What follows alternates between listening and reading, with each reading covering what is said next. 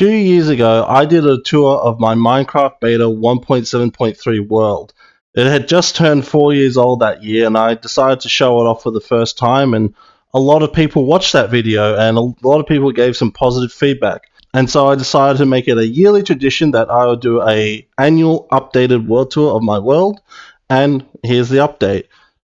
If you're new to the channel and haven't seen the previous world tours or any of the previous videos on this world, don't worry. This world tour is a full comprehensive tour. We're going to be seeing everything today, and it's all going to be shown as if no one's ever seen it before. If you're a returning viewer, you might enjoy seeing how the world has progressed in the years since. And if you ever want to see more content from this world, check out the playlist where I have every single video I've filmed on this world. But without further ado, let's get into the tour. Alright, let's get into it, because the last world tour was almost 2 hours. Something tells me we're going to be breaking 2 this time, so we've got a lot to see. Let's get going, and I've got my touring outfit, my only set of diamond armor I've ever made in this world, and yeah.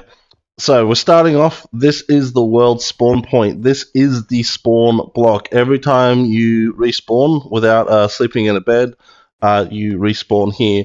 And that's because, and I'll just get a quick little side, in single player beta, you always spawn in the right spot. There's no spawn radius, and there's no spawn chunks. The chunks that spawn are constantly loaded. I always thought that was like universal knowledge, but I've seen tons of videos of people where they're playing this game, they think there's spawn chunks and they have to remove like grass and stuff in it to make like mob farms work. In single player, you don't. That wasn't a thing until release 1.3 when they merged single player and multiplayer code bases, and single player worlds became essentially just locally hosted servers. That's still a thing in multiplayer, however. There is spawn chunks in SMP, so in beta SMP, so just keep that in mind. This is Chocolate Bay. I call it this because it's not an island. Over there is the main base, and it's called Chocolate Bay because I removed all the grass around the base for the passive mob farm, and then I decorated this bay with a coral reef. It's basically just a cactus, sugarcane, glowstone, and also spruce leaves. Because we don't have any underwater plants in beta, so I decorated this bay, and I actually quite like how this turned out. I want to expand it out more that way eventually. So this is the world spawn point. We've got a path coming over this way. We've got this sign. This sign I installed for my 5-year world download. There'll be a world download for this video as well. Check out the description. And also, yeah, there's a whole bunch of Easter eggs in this world. If you find an Easter egg, let me know in the comment section. Because I put a ton in, and no one ever told me that they found one. So, yeah, go happy hunting. This is the 00 Pagoda, and it's called that because this is the center of the world. So this is 00. I also thought this was common knowledge, but I saw in a video recently, a guy was surprised to know that there was 4 00s. Yeah, so Minecraft worlds are even. There are 30 million blocks in each direction from this point, and that makes them, of course, 60 million by 60 million. And yeah, there's 4 quadrants, and so yeah, we've got positive, positive, negative, positive, negative, negative, positive, negative, and yeah, this is the very center of them. These portals go to the Nether Hub, which we'll check out later. But yeah, Minecraft worlds have 4 00s. Not a singular. So let's take the path over here, and oh, don't know why that boat's there. Random cow swimming in the water. I've got lots of little paths around my world connecting stuff just because it's fun. Sometimes it's nice to take the relaxing path, and I would recommend doing this in your worlds, even in modern. It's just nice to go for a walk. Over here is the spawn hills. I do not go past this point because the plan is one day to update the world for later versions, and I know for a fact a stronghold spawns somewhere past that snowy tree. So, and of course there's no strongholds in beta 1.7. If I load those chunks in this version, it will not generate. I'll have to remove them. I might have to do some chunk pruning anyways, but I just don't want to go over there just for that reason. Coming up to the base here, Over there is my very first slime farm. It's just a room that that I end up slamming over. We're not going to look at it. I've got a proper slime farm. This is my lawn. Well, one, it's sand, but yeah, I call it my lawn because I've just got all these random redstone circuitry. I've been experimenting stuff. Like, this is me seeing how T flip-flops work in piston T flip-flops work in beta. They actually work a lot different to in modern. Pistons have a lot of little weird quirks in this version that don't exist in later versions. These are like quick pulses when I was experimenting with that. This is an item elevator. I tried to make something. Box player on the back to beta server was trying to do something. I tried to make it better, and it just sucks. We just don't talk about it. This is my tower, the Rook. I don't know. I built this on a whim one day. I thought it was ugly, and then when I did my updated world tour, everyone told me they actually quite liked it, and I've kept it. I did think about putting a mushroom farm in here, but unfortunately the interior is a bit small. Maybe I'll furnish it and just make it like a little, I don't know, getaway. We've got a button here. Don't press it. And this was an attempt at a arrow gun thing. I can't remember what that was for, but yeah. Just lots of little redstone circuitry. Over here is the entrance to the spider farm. So let's hop into the boat. Press the button. We fall down, and the boat comes here. Disembark, and welcome to the spider farm. So this is a spider dungeon that has been converted into a room, and the spiders all get pushed through here, and they come up and they drown. So this is a lossless farm. There's a very popular design out there that uses cacti, but the thing is you're going to lose most of your string to cacti. It gets destroyed by the cacti. Let's turn it on. It also activates that door whenever I do that. But yeah, the room goes dark. We've got lava lights in there, and the spiders spawn. If you've never played beta before, mobs have entity tags above their heads, which is very handy. You can see them through walls, so it's great to see where like unlit caves are, or what's going on in your mob farms. Yeah, and the spiders just swim up, and that's solid water up there, and they just drown, and the string falls down, and you can collect it. Quick behind the scenes, we've got a mushroom cave here. Once again, if you've never played beta, mushrooms spread infinitely in this version. These are the lights. There's glass blocks underneath these sandstone, lava on top. When the pistons are up, lava flows on top and lights up the room. Because there's no redstone lamps in this version, so we have to come up with clever little alternatives. And yeah, there you go. See, it's working like a treat. Spiders don't really like a lot easier to deal with in this version. In modern, they are so hard to deal with. They're constantly climbing stuff and they're constantly fighting water streams. It's really annoying. So, anyways, moving on. Let's take the water elevator back up. You press this, that flicks up, and we rise up because boats rise in water in this version. And yeah, I use a lot of boats in this world, and we do have eats roads. Don't worry, we will be seeing them later. The path comes past here, this nice little retaining wall, and then we got the squid, the squid farm. No, this is the slime farm. There just happens to be some squid in it. Let's get him out of there, shall we? So this thing is quite ugly, but it's grown on me because I've had it just so long. I've had it for like 4 or 5 years, I think. I can't remember how long I've had it. But yeah, so this is the output of the slime farm. The slime farm is a room downstairs at bedrock level, and they get pushed up here. And this is the chamber. Yeah, open bottom barrier. I can turn on a lava blade, which kills the big slimes. So yeah, lava comes out.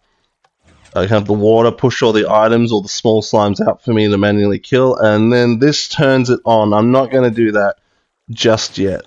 We'll turn everything off.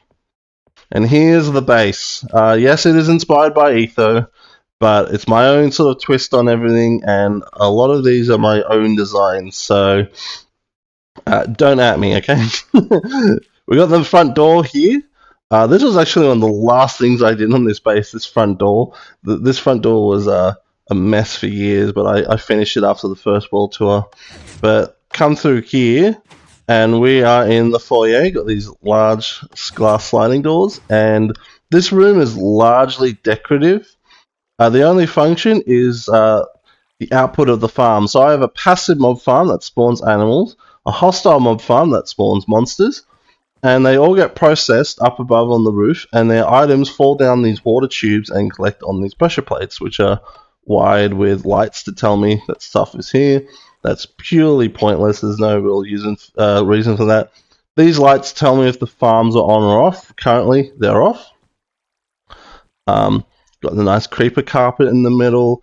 Got these little I don't know, like atriums with the trees and the flowers. They're very pretty. These trapdoors allow me to access underneath the floor to the redstone underneath. This was a failed experiment. I'm going to talk about it. I was going to have like a despawn timer.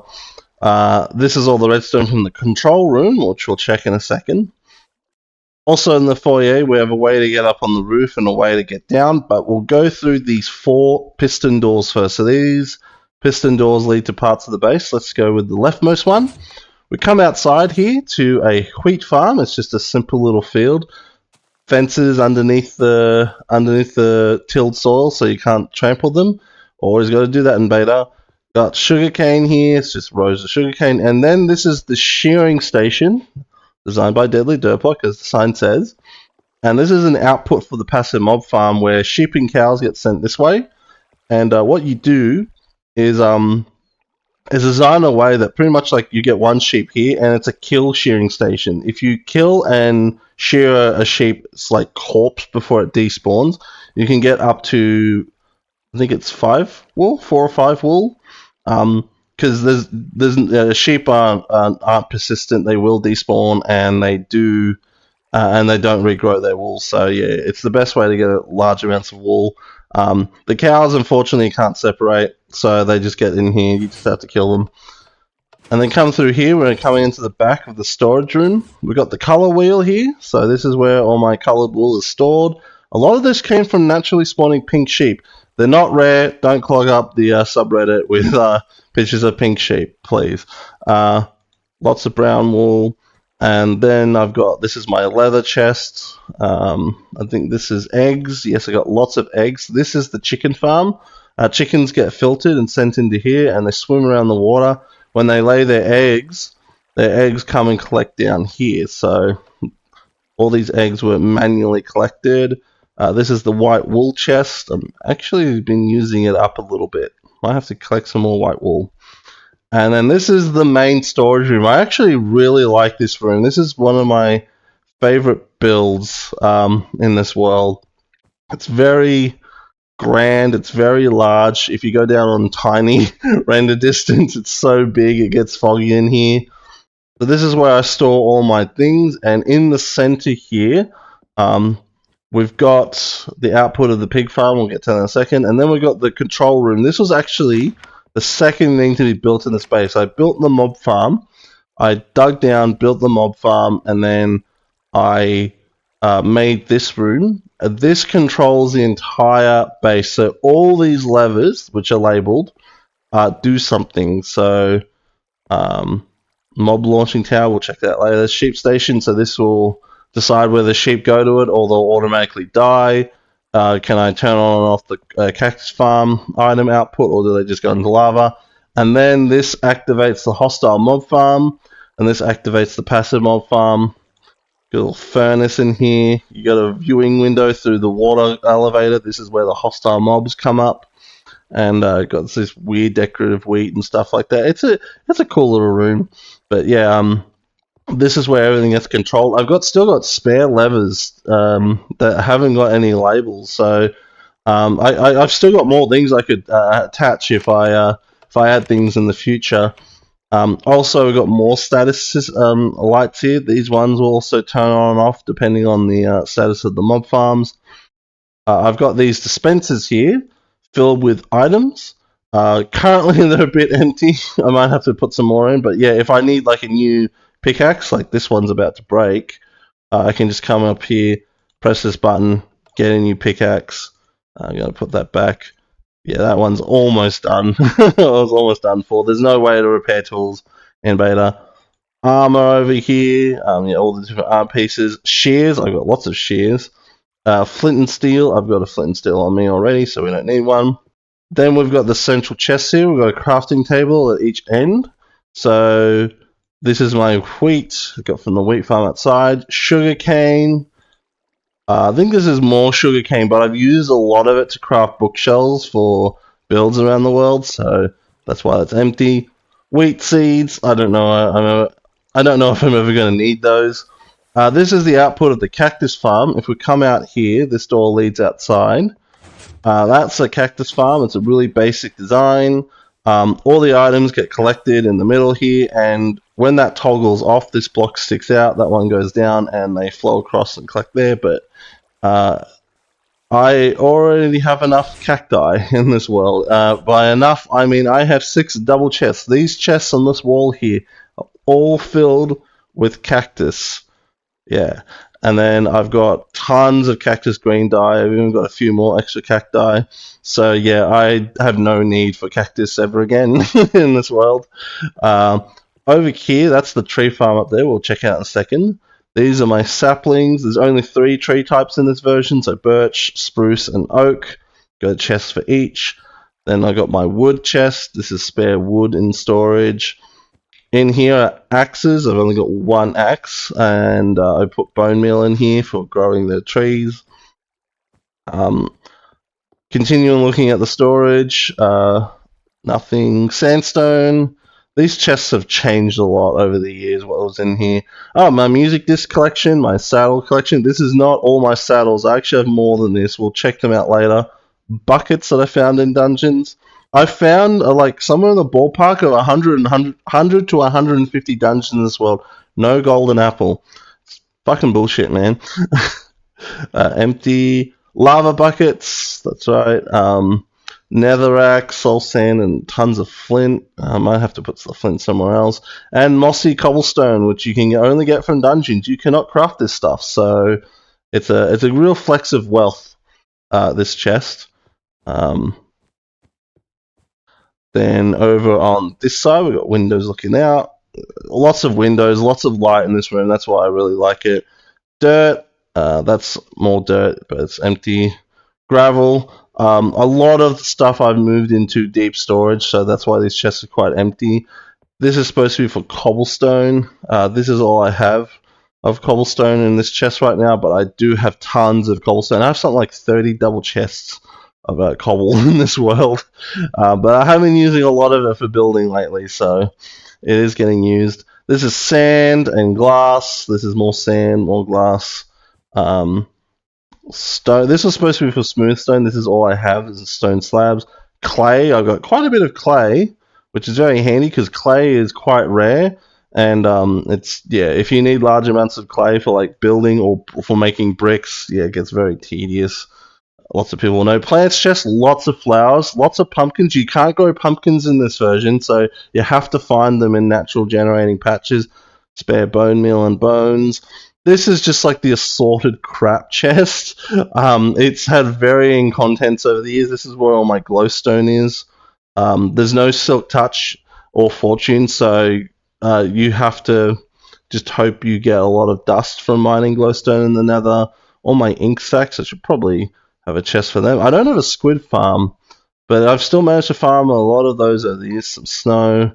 A jukebox, I don't remember that in a bit. And I've got 2 of your mum. I think these are leftovers from when I removed the dirt around here. I used hose to remove the dirt, so... And then this is the redstone chest. 21 redstone, yikes. Lots of rails. I do have large rail network in this world, so don't worry. These will get used probably eventually.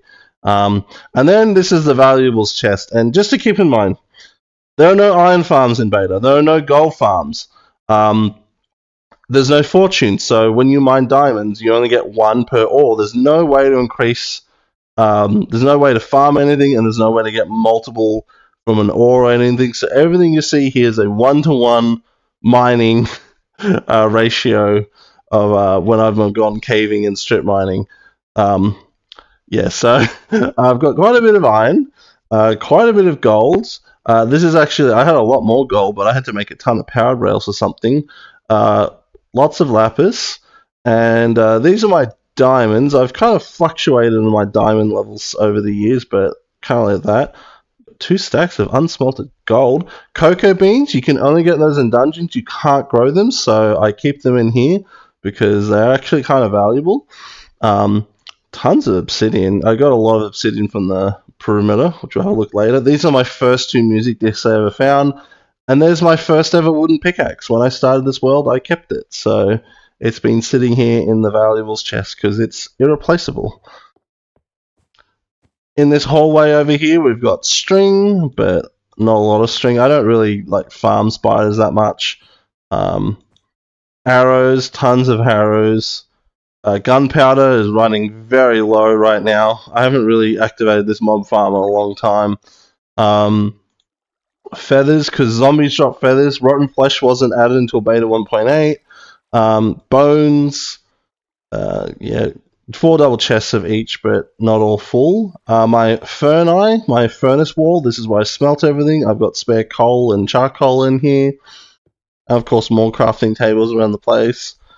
And this is my slime storage. This is where I store my slime balls. This chest is also supposed to be for slime, but over the years it's also resulted in being used as a overflow item chest. So yeah, it's stuff. I just like dump stuff in here. But right now I've actually cleaned it all out because I'm a good boy. Coming up here, this is the output for the pig farm.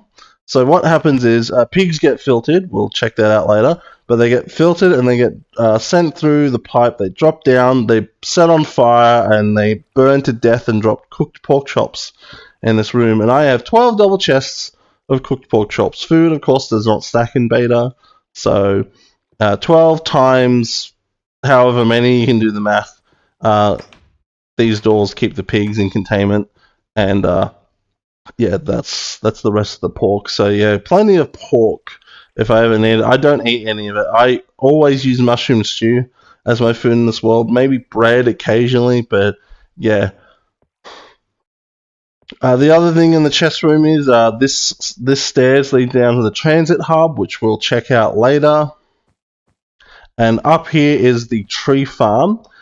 These stairs also act as a door. So you press that button, it opens up and it leads out the back here. Actually, we'll check out the back. So I've got a little garden out here. There was nothing here for the longest time, and this was just bare dirt.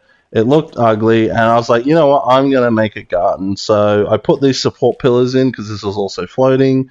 I put these bushes in, put tons of flowers. I also had some mushrooms here, but they got out of control with infinite mushroom spread, so I got rid of them. There's still a few around. But yeah, and then I've got these large trees, these large oak trees. We've got sugarcane.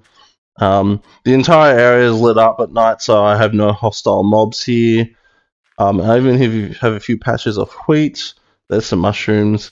And yeah, it looks nice because I can't have grass here. There's no way to get tall grass, even with shears in this version. Notch didn't think about adding that until beta 1.8. Typical. So yeah, I'm very limited on what I can do out here. And I of course can't have grass because of the passive mob farm. So, this is redstone access to the door. This thing has broken so many times over the years. That's what a lot of the T flip-flop experimentation was about. Was figuring out how this worked. And yeah, I could probably do this redstone better. Like, it just works. I don't care. This glass block has been here a long time. I don't know why, but anyway.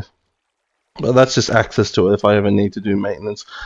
This goes down to a random lava pool, I'm pretty sure. Yeah, there was a random lava pool that I was mining for obsidian. I think it's exhausted now.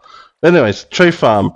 We go up the stairs, and here's the tree farm. So, we've got 2 rows of dirt with trees on them. I come in here and just collect the wood.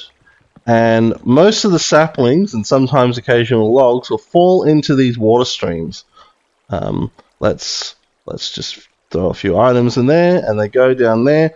And this is also set up that I can't fall in there, so if I fall in, I can just easily jump out. And they get sent through like a collection system to the downstairs. Oak trees. The entire row does not grow together. Oak tree growing rules are slightly different in beta. In modern, you'll get like a solid line of oak trees, but you can use bone meal to force them. You will require a lot of bone meal, so I don't really do that much. But yeah, it does work. Normally, you get some good views out here these windows, but since I put these trees in, you can't see much. You can see Mr. Skeletal over there. We'll check him out later. Lots of skylights and stuff like that as well. And yeah, the items flow down here. You can got some viewing windows. I had no idea what else to do with this area, and so I've just kind of got random stuff. I love this window looking through into the pig killing chamber. And yeah, the items collect here, and then you just can put them in the chests. So over here, we've also got this piston door. This leads out to my very first sugarcane farm. My first wheat farm. I had like a few wheat here. This is the sole survivor. You can also access the garden out this way. I don't know where that goes. I think it goes to a cave. And over here, I don't think I've ever really talked about this much, but I've got a random monument I built out of lapis blocks for on New Year's night, 1st of January 2024, because I had nothing to do. And so I was just like, fuck it, I'm just going to build something. Don't worry, at the beginning of 2025, I actually did something. And hopefully this year I'll do the same. Didn't mention it, but this is a natural generated water pool. And it was just separated by a few blocks. So I mined those out and made a cool little water fountain here. And yeah, you can see how I removed the dirt. Removed the grass. I tilled it all. There's still some farmland around here. If you walk on it, there's a chance you'll trample it. So it survived all these years. Alright, then we come back down through here, and this takes us back into the foyer, and we go through these doors, and we come into this corridor. So this corridor leads to another door outside. We'll have a look at that more in a second. We've got a nether portal here, and it's a toggleable nether portal. So if I press this button, water flows out and destroys the portal. You need to have like a dispenser dispense water in the portal to have this work in modern. This dispenser is supposed to shoot out flint and steel, but there's no flint and steel in there right now. That has happened. This is the third world tour I've done, and every single time there's never been a flint and steel in there. Crazy. But yeah, I'll just really like the portal. This is the redstone for the portal. This is also a redstone access point for the doors. It's very simple, just a bunch of torch delays. This is access to the roof, but we'll check that out later. This is access to the hostile mob farm, which we'll also check out later. And if we come up this corridor, we've got these stairs, got nice views of the outside. And then we come in here, and this is my bedroom. So...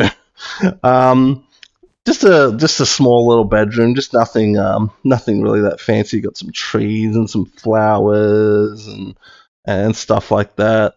Full 360-degree view of everything. Double bed as well, just in case someone's crashing over here. I mean, it is a single-player world, but got to be prepared. This is my emergency backup chest. So I've got a set of backup tools, armor, food, and wood, so if I need to go recover stuff, I can. Crafting table, of course, and yeah, that's pretty much it. My dogs used to live in here, but I've relocated them to a better place, so they're no longer here.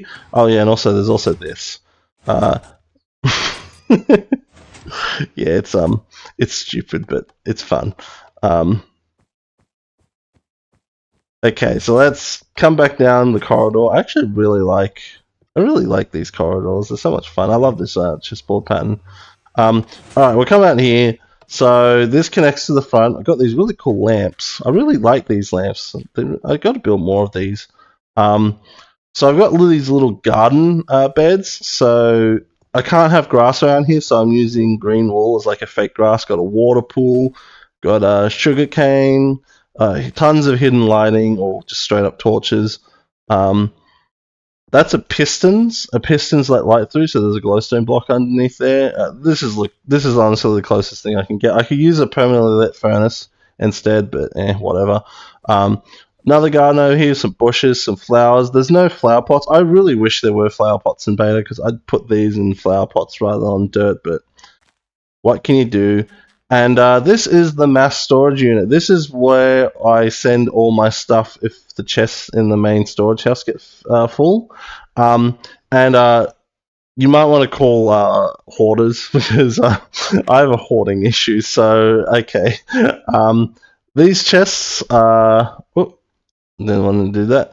Yeah, so I've got feathers, more feathers, arrows, bones, tons of bones. Might have to access these soon because I'm actually running out of bones. Cobblestone. So this is I've got tons of cobblestone. Might have to access one day for the castle. More feathers. I think I've been using up the dirt. That's right. I used up the dirt terraforming the village. I remember now. These are empty, but I can fill this with dirt. More arrows. More bones. More feathers. Saddles. This is where all the saddles have gone. So yeah, I've got nearly 2 double chests of saddles. You can only use saddles for riding pigs. There are no horses in this version, so these don't really have a function right now. Iron, this is the iron. Look how much iron I've mined. So take into account everything in the storage rooms. So yeah. All the people saying it sucks that there's no iron farms in Minecraft or in beta Minecraft, sorry, or going, oh, you need an iron farm to get lots of iron. Yeah, you're just weak. Lapis, and this is empty. So yeah, and also this thing is infinitely expandable. I can just there goes the pickaxe. I can just mine this wall continuously and add more chests if I want. So yeah, I'm a hoarder. I know. I'm sorry. Okay, back in this corridor here, there's another portal, and now we're going to go see the hostile mob farm. So the hostile mob farm was actually the first thing I built in this world. So when I started the world, I swam across the bay, came here, chose where the mob elevator was, and I just dug down and I dug out this room. So this is the first thing, and this is where I got my starting cobblestone. So this mob farm is a slightly modified version of Etho's 4-way mob elevator design that he had in Chocolate Island. I got a really cool viewing room here with the lights. It's perfectly set up that these torches are far back enough away that it's light level 0 at this glass when these lights are normally off. So it's perfectly dark in there. Got an access door. It's currently locked. These levers prevent it because mobs could easily come in here and step on those pressure plates. But so this is the farm design. We've got these spawning pads. It's 2 blocks high because this is future-proof for Endermen. Because Endermen in beta 1.8 pick up every block time except tile entities and obsidian. And they will tear this to pieces, so it's future-proofed. These slabs prevent spider spawning. So spiders actually require a 3x3 area. So if they want to say spawn on this block, it'll check a 3x3x1. Technically by 2 area. The second block can be air or a transparent block like glass or whatever. And because it picks this spot, this slab will block the spawning. But don't worry, there's sticky pistons underneath. These can retract and allow for spiders to spawn. All these water streams all coalesce into the middle, and there's no dead zones. There's nowhere they can get stuck. They all get sent that mob elevator, and they get sent up through the base to the roof where they get processed.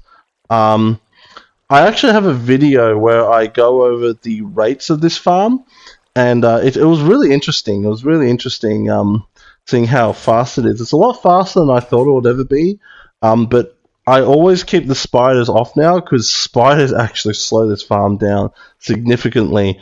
But I have override switches here for controlling stuff. The normal switches for controlling stuff is up in the control room, but I have override switches down here. So this overrides the lights, and look at that. We've turned off, and already you can see we've got mobs. Look how fast that was, because this area is perfectly lit up. All the caves are all lit up, pretty much perfect. Well, look how fast it is. And I'm down here. Remember, only half this mob farm is working right now because I'm too close to this side. Look at that, damn. So let's turn that back on. Oh good, the doors are locked. And then this is the override for the spider things, and yeah, look at that. The pistons go down and the slabs go down, sorry. And now spiders can spawn because the slab is not preventing them. And yeah, look how they're all going in the middle. They have to walk off first, but they usually walk off pretty fast. And yeah, they all go through the middle there. There's a little bit of a traffic jam going on over there. But yeah, look at them all go up, and they go upstairs and they die in the mob processing floor. So I have access points to the redstone. So this is the lighting system, and this is the room. By the way, the mob farm and all these rooms, I replaced every single block with cobblestone. There's no need for that, but I just did it because I'm pedantic like that. And yeah, it's just lava lighting system. So I have flowing lava. There's glass underneath these blocks. When the lights are off, the pistons push out and block it off so no light can get through. There's I don't know how many, I forgot how many lava lights in this room, but this was very tedious to make. And this was a more recent addition. So this is an XOR logic gate. So originally the redstone line just came down and fed directly into this thing. When I added the override switches, I added this in. So what this does is it allows for me to have like have an override switch. So each switches can act independent of each other, and they don't override they can override each other. And yeah, this is like a really old. This is like an ancient tutorial from like early beta. There was like an ancient tutorial image, and yeah, so this is the XOR gate, and it works like a treat. Works exactly how I intended, and yeah, it's great.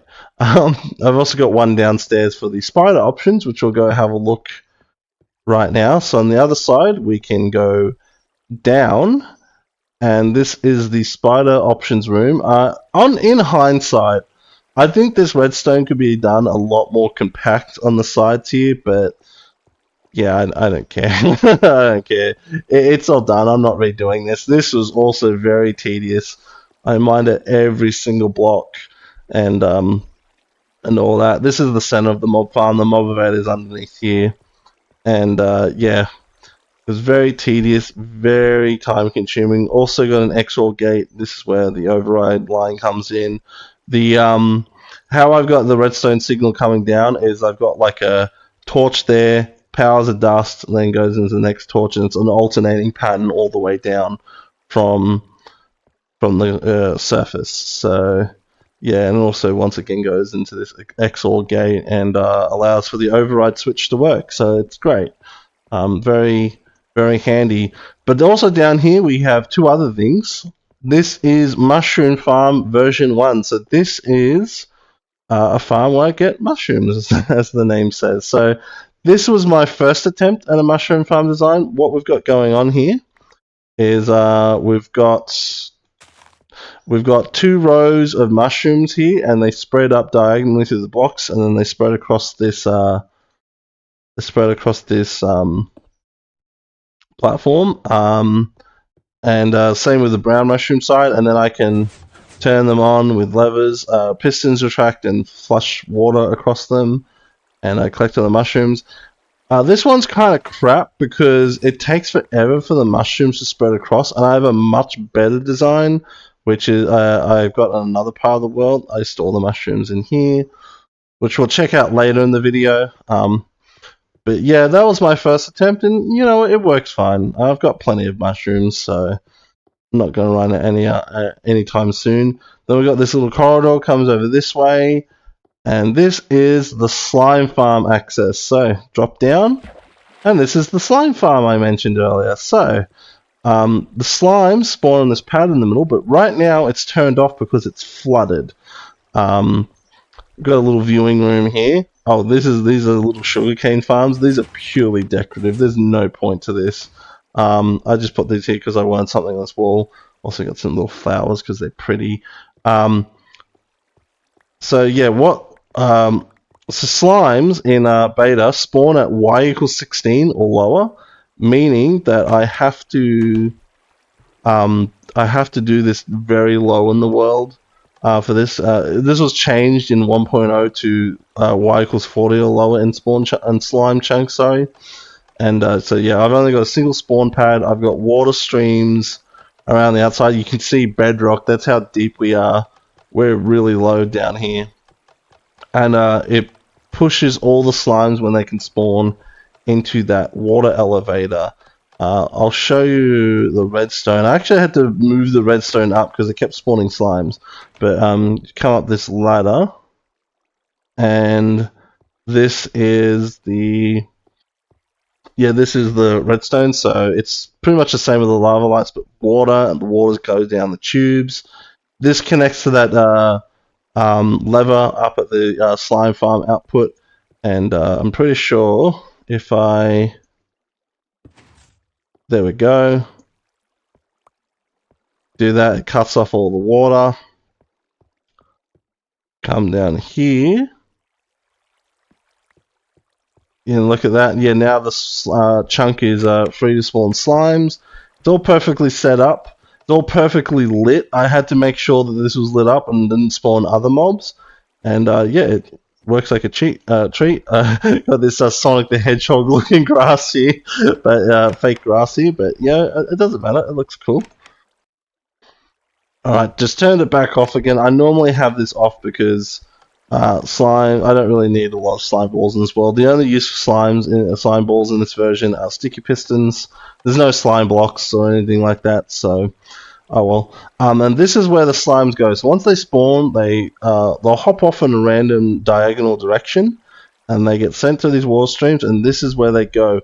I am not touching my keyboard right now, so this is set up. This is flowing water on top of stairs being held back by signs, and it automatically sends the slimes through here. Slimes also can't swim up in water in this version. They just sink, so this actually works very well.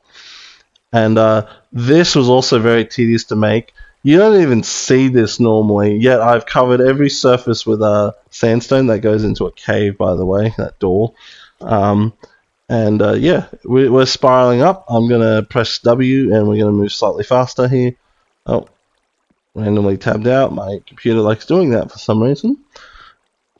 And yeah, we're going up ever so slowly. It just spirals up. It works like a charm. They don't get stuck in here at all. Going up. Slowly. Are we going to be on the home straight soon? I think the home straight should be here. Here's the home straight. So then we come up here, coming up through the water. This is looking familiar. And then we're in here, and yeah, there's some more squids here. I'm going to break through the glass. This is a backup, so it doesn't matter if I break shit. So, yeah, that's the slime farm. Now that we've checked downstairs, it's time to go upstairs onto the roof. So we come in here, we go up, swim up to the water column, and this is the roof. This thing... Oh my lord, what was I doing? Wait, is that broken? Oh my god, that pipe's broken. Oh, that's the old pipe. It doesn't matter, but still, I don't know what the fuck I was doing up here. Anyways, this is the roof. It is an absolute clusterfuck. So, I thought I heard something. So this roof, this is the mob processing floor. This is where the passive and hostile mob farms outputs come to. So first things first, this monstrosity here is an attempt at a mob sorter. So very early on in the Let's Play series, Etho's Let's Play series, he showed like an AI-based mob farm in early beta, and I tried rebuilding it twice. I built it here, and then I built it here. I thought it was directional something. I think I built it a third time, but I tore that down. It didn't work. I left him. And I've left it here as a reminder, also because I just really like the random tubing and redstone stuff. You can definitely see this part was inspired by Chocolate Island. But yeah, this is mob processing. So the hostile mobs, we saw them earlier, they spawn, they come up here, and they then go across here and they die in this lava blade. Their items then go into this water stream, go down there, and that goes to the foyer. Alternatively, if I flick a lever downstairs, these blocks push in, those blocks also push in, water flows across here, and it sends the zombie skeletons and creepers through this tube over here over to the mob launching tower at the back there, which we'll check out later. I did not mean to fall down there, but we're just going to continue onwards like I did. That's it for the hostile mobs. I don't have a lot of sorting options for them. If we come up here, this is the output of the passive mob farm. We should probably check out the passive mob farm first before we do anything. So the passive mob farm does not have an access point. Every year, I keep saying I'm going to add an access point, but I don't. So the passive mob farm is my own design. I came up with this in my head and I executed it. There it is. But we're going to turn it off. I don't have an off switch up here. So, or do I actually? I can't remember. Did I add one? I did add one. Aha! I'm a genius. Okay, so on the roof here, and yeah, it uses flowing water to disable spawning, much like the slime farm we saw earlier. Let's dig down here. And already we got some mobs. You know what? We'll just break through the grass. Once again, this is a backup, so I don't care. So what we've got going on here is we've got 5 spawning pads, and they are all perfectly set up that flowing water will cover them perfectly, and yeah, and there's plenty of light here that the grass won't die. So yeah, we'll do that, and oh, this is still asymmetrical. I know this is last world tour. Yeah, I've got torches on all these sides. I've only got 2. Maybe I should go to the proper world and fix that. Got creeper faces. This has also been decorated outside. It looks really cool. But yeah, this is my own design. And yeah, all the mobs will then walk off, fall into this water funnel, and get pushed to the middle. Cows are currently getting sent through. Let's seal that back up. It looks ugly, I know, but once again, back up, so I don't care if I trash this place. So yeah, the passive mobs then drop down through the so the passive mobs get sent through the funnel here, and they drop into this central part, and this is where they get sorted. So the first filter is we've got this diagonal water stream here. This filters the chickens, because chickens are slowly fluttered down when they fall. They don't straight fall. This cow is about to demonstrate here how the chicken separating works. How's it fighting the water streams? There we go. Okay, he fell through. There we go. So yeah, pigs, cows, and sheep will fall straight through. The chickens get separated. The cows and pigs get separated by this diagonal water stream. Pigs are 1 block tall, so they fit through. The cows and sheep get either sent down to the shearing station, which is where those other cows are. So there he goes. He's down to the shearing station. Or if this toggle goes on, so I've got 2 sticky pistons. This barrier raises up, that one goes down, and they get sent into this drowning tank, and they drown, and their items get sent down this water stream, and that also goes to the foyer. So there's also that. Okay, we've got another cow coming through. Chickens, once I get circling back to that, they get sent through this water stream, and they either go straight into this lava and die, or if the toggle is on, they get sent through this really long ass pipe, and that goes down to the chicken farm. The pigs also can burn up in lava, or they can go through this pipe, and that's the pork chop room that we saw earlier in the tour. So yeah, that's how the passive mobs are sorted. This pipe, by the way, this is my old original sharing station on the roof. I moved it down there because the problem is with being up here. I was too close for the passive mobs to spawn. Oh, we just saw a chicken die in the lava. I usually have the chickens and pigs just get burnt up because when I use this farm, I'm primarily using it for wool, so it doesn't really matter. We're back in the control room here because it's time to show off one of my favorite things about this base, the mob launching tower. For that, we're going to have to turn on the hostile mob farm. Spiders are off. Cool. Toggle mob launcher. So, things move upstairs. Mobs are beginning to spawn. As I said, it's really fast.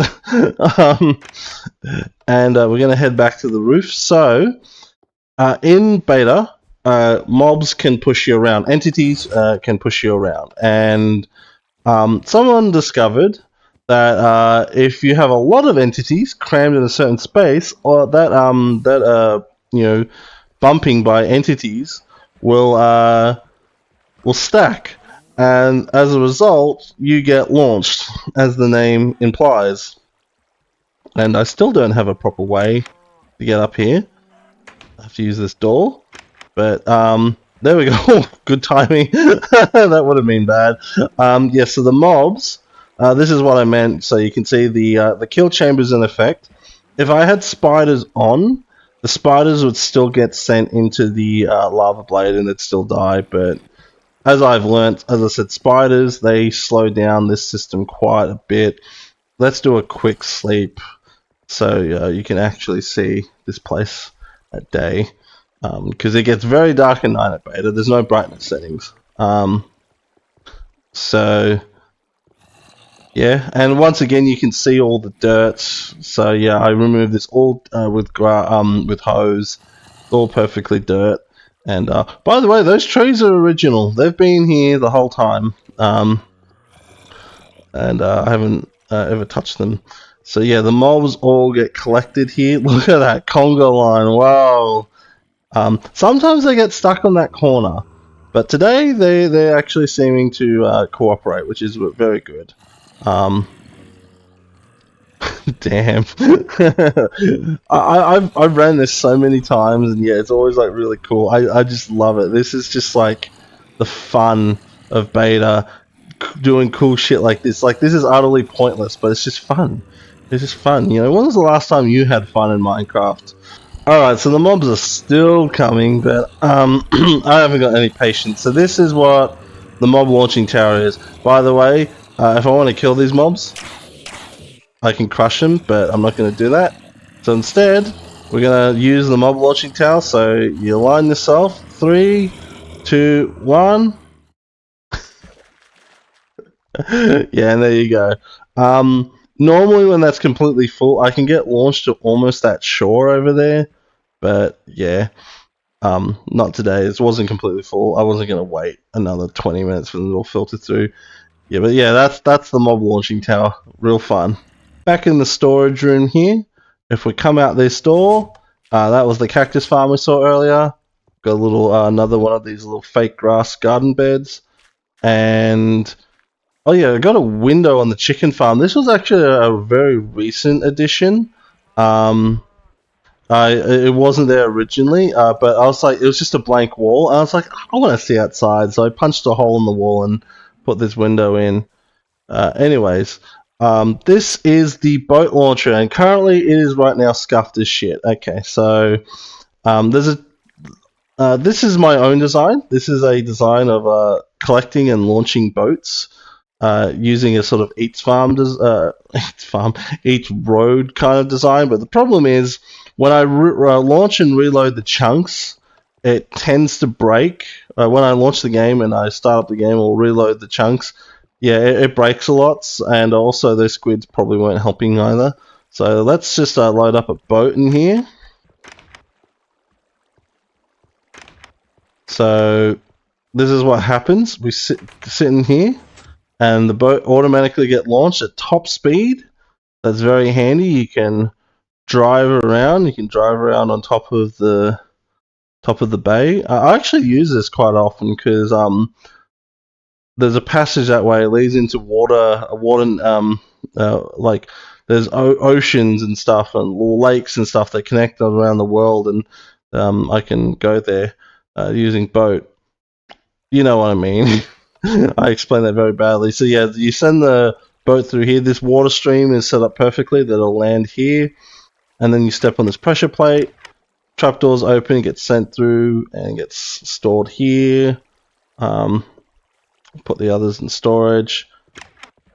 To place it in a boat, you just place it somewhere in the middle of those water streams, and yeah.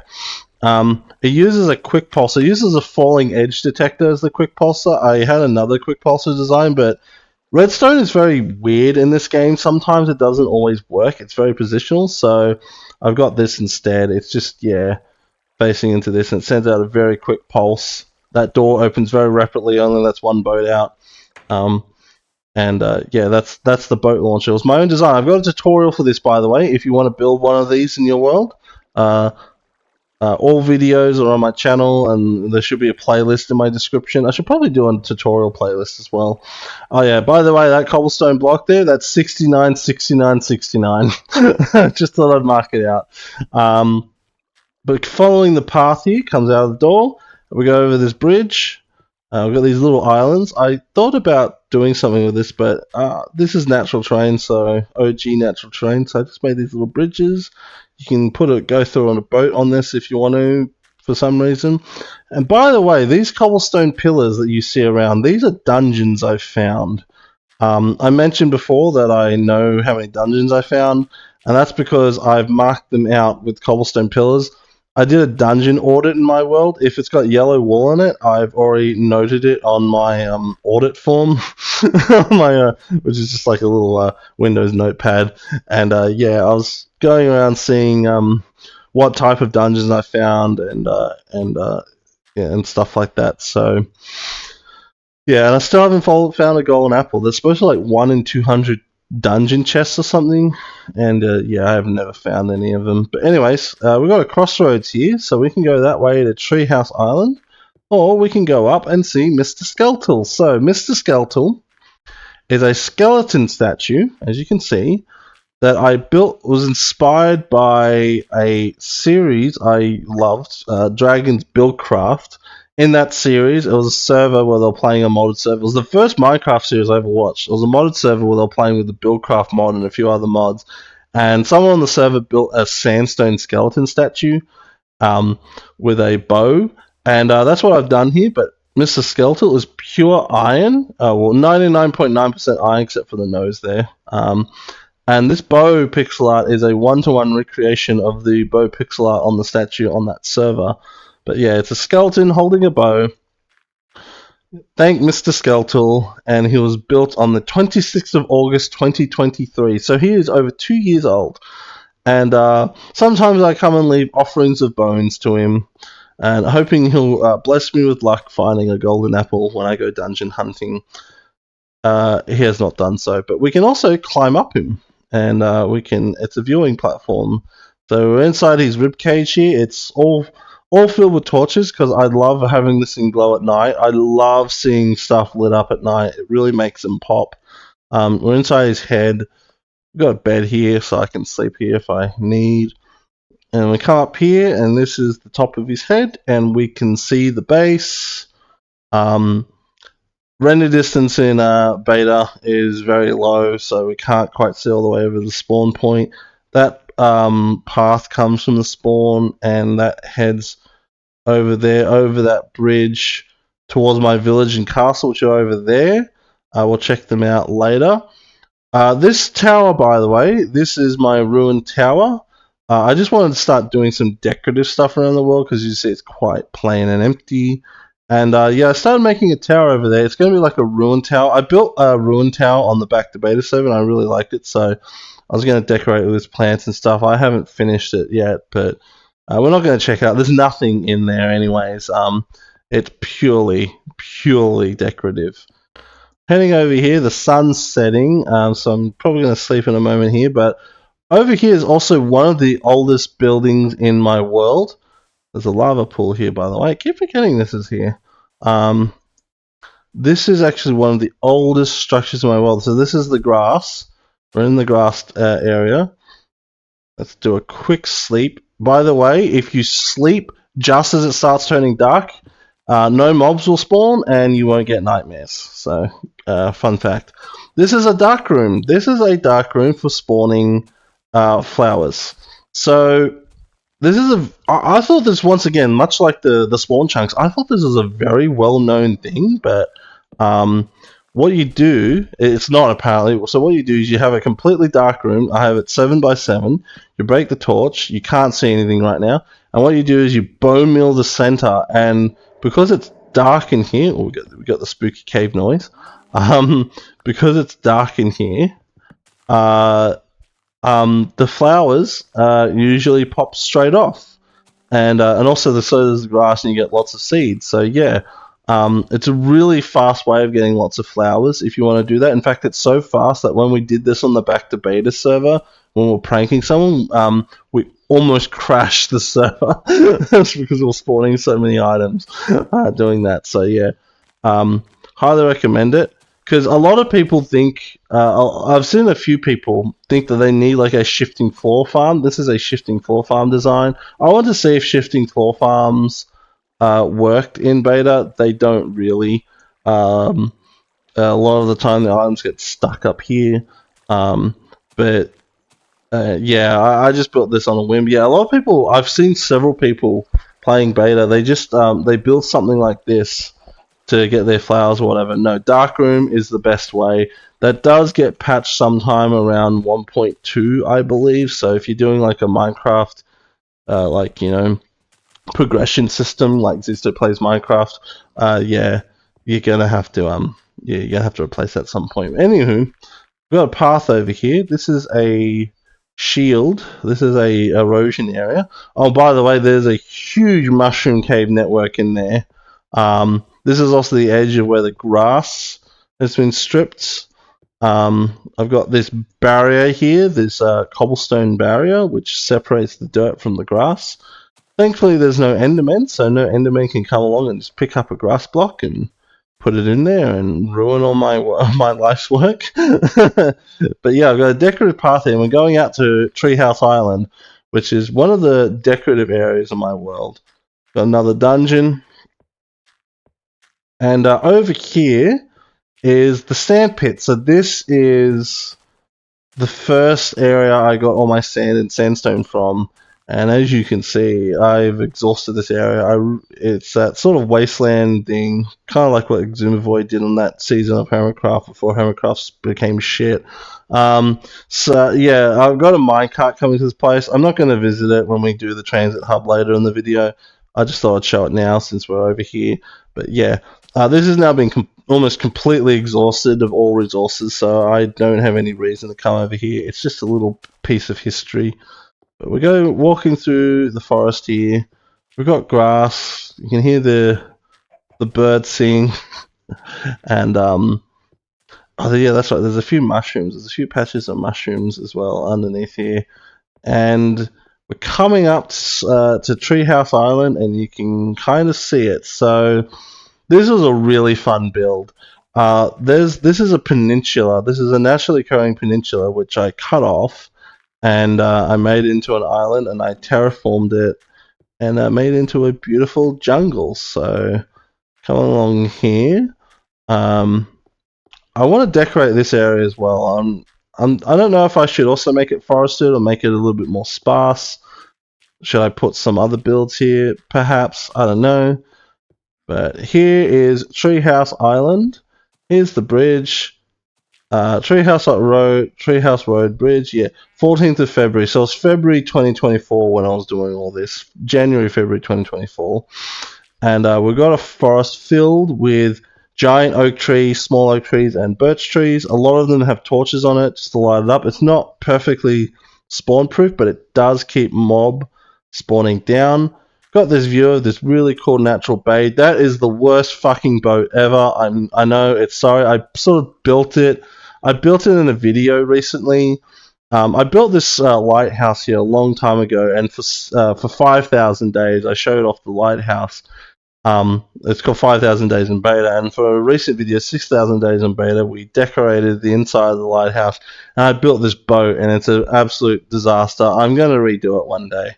I was going to do it recently before the world tour, but unforeseen consequences prevented me from doing that.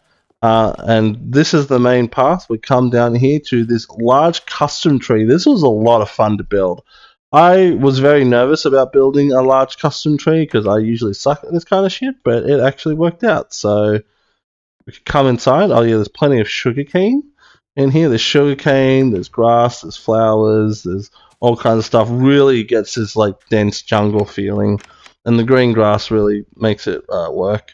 You come up through the hollow inside the tree, and here we are at the treehouse. That's the wolf farm. We'll visit that later. And this was a lot of fun.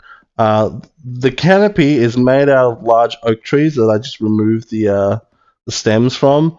I keep saying this every time I come here. Like, I want to make the canopy bigger. I just haven't got around to it. I'm a busy man. Okay, I can't play Minecraft all day. And I've got a little base up here. I've got storage. I've got a bed over here with a painting. And you can kind of see the lighthouse from here, but the trees kind of block the view. Once again, this is purely decorative. Like, there's no function. I guess I could live up here if I wanted, but nah. It was just fun. It was a really fun build project, and it really pushed my limits of creativity because I'd never done anything like that before. So, and then we've got a little small path here coming off the main road. And we go along here. I still haven't fixed this area. I got jumped by a creeper one day. I have to fix that up. But down here, I started building this. I started filming this, and then I was just like, okay, this is just shit. And so I scrapped that footage. But I have a concept for a bone meal farm here. So I've got a skeleton spawner, very similar to the spider spawner. And what happens is, the skeletons come through here and get automatically processed. They die. I collect the bones, and then I'm going to have a room filled with grass, which is going to be a dark room, and that's what this is for, growing the grass down. And I'm going to then automatically get flour. So this is going to be my flour factory, in other words, flour seed factory, with a locally sourced bone meal as well. So it's going to be, yeah, it's just an idea I had, and I haven't finished it. This is the lighthouse. So this is I really love this building. It's I really like these stripes. This use of brick and sandstone together. The inside up until quite recently was empty, but we decorated it, as I said, for the 6,000 days video. I quite like this. So we've got like a kitchen ground floor. We've got a table. We've got a piston table. We've got ferni. There's chests and stuff. Oh god. I'm going to take those. I'm going to take those for the world tour. Yeah, all kinds of stuff. This is I got trapdoors trying to pretend to be shells because we don't have upside down slabs or shells. That's right. There's actually shells in modern. Bro, what is this game anymore? Got a bedroom up here. Lots of bookshelves because you can't really do much for interior decorating in in Minecraft anymore. In Minecraft beta, sorry. Got another bedroom here. I love these ceiling lights. They're so simple. Then we've got like fuel storage. There's just a random bone in here because this is the lighthouse. It's a bonfire. It's a bonfire lighthouse. We light this for when Gondor needs aid, and yeah, it's netherrack. It's perpetually burning, so of course it's never going to go out. But I've got like a wood pile here. Like we need to chuck more logs in the fire. I just thought it was a cool little detail. I had no idea what to put in that room. But yeah, this is set up perfectly, by the way. So these are all double wooden slabs. Wooden slabs, or petrified oak slabs, as they're called in modern, or alpha slabs, as they've been incorrectly called by certain YouTubers, are fireproof. So that's why this is not burning. And these fences are just far enough away that they won't burn. And then we've got a cobblestone roof with a hole in it, like that's where the smoke can come out. I was really, just as an idea. And then, yeah, this lights up the area. And so if ships were traveling around, say like I don't know, a shitty sailboat was traveling around at night, it knows to avoid this island. I don't know, it's just all decorative. It's really cool. Sandpit 2.0. So my first sandpit's over there. My second sandpit is over that way. I don't think we're going to visit it because there's nothing interesting over there. It's just a small desert biome I'm digging out sand and sandstone for. But yeah, it's just past there. This is a really cool area. I want to do some more building. I've got some build ideas for stuff over here, but another time. Another time. Back here at the base, and we're going to take the boat launcher here, and we're going to head over to the castle. So first off, before we go, I just realized I never acknowledged the creeper statue there. I built that one day because I thought it looked really cool. There was a forest here, but I bulked it up to make it more jungly look around the base of the creeper. And of course, he has a lava face. It's really cool. It was a lot of fun, that build, and also used some of my mossy cobblestone that I have in storage. And yeah, it was a fun build. But over this way, I highlighted this path earlier. We've got this really interesting bridge. I still want to add stuff to it on my to-do list. I want to add like more supports and stuff to it. But yeah, this is Christ Cove. And you might be wondering, why is it called Christ Cove? What an odd name. Are you religious? No, I'm not particularly religious, but it's over here because this is the tomb of Jesus Christ. And this thing is a really cool bit of natural terrain generation. And in fact, it's so cool that people have clipped this. There's like a clipping feature on YouTube now where you can clip videos, and there's like multiple clips of this from people. It's a natural cove here. It's a really long natural cove. It's really beautiful. I really like this area. This is all natural. I have not terraformed any of this.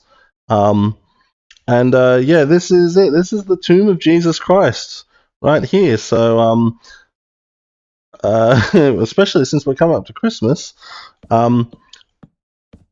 There it is. So yeah, so this is what's going on here is this is a natural cross shape that generated, and we've got this gravel beach area here. Gravel beaches are a feature in beta world. So yeah, you've got normal sand beaches. The sand generates below a certain Y level, and then gravel beaches, they generate below a certain Y level, but you've got these 2 block tall cliffs, and you have this cross shape. This would have been a 2 block tall cliff.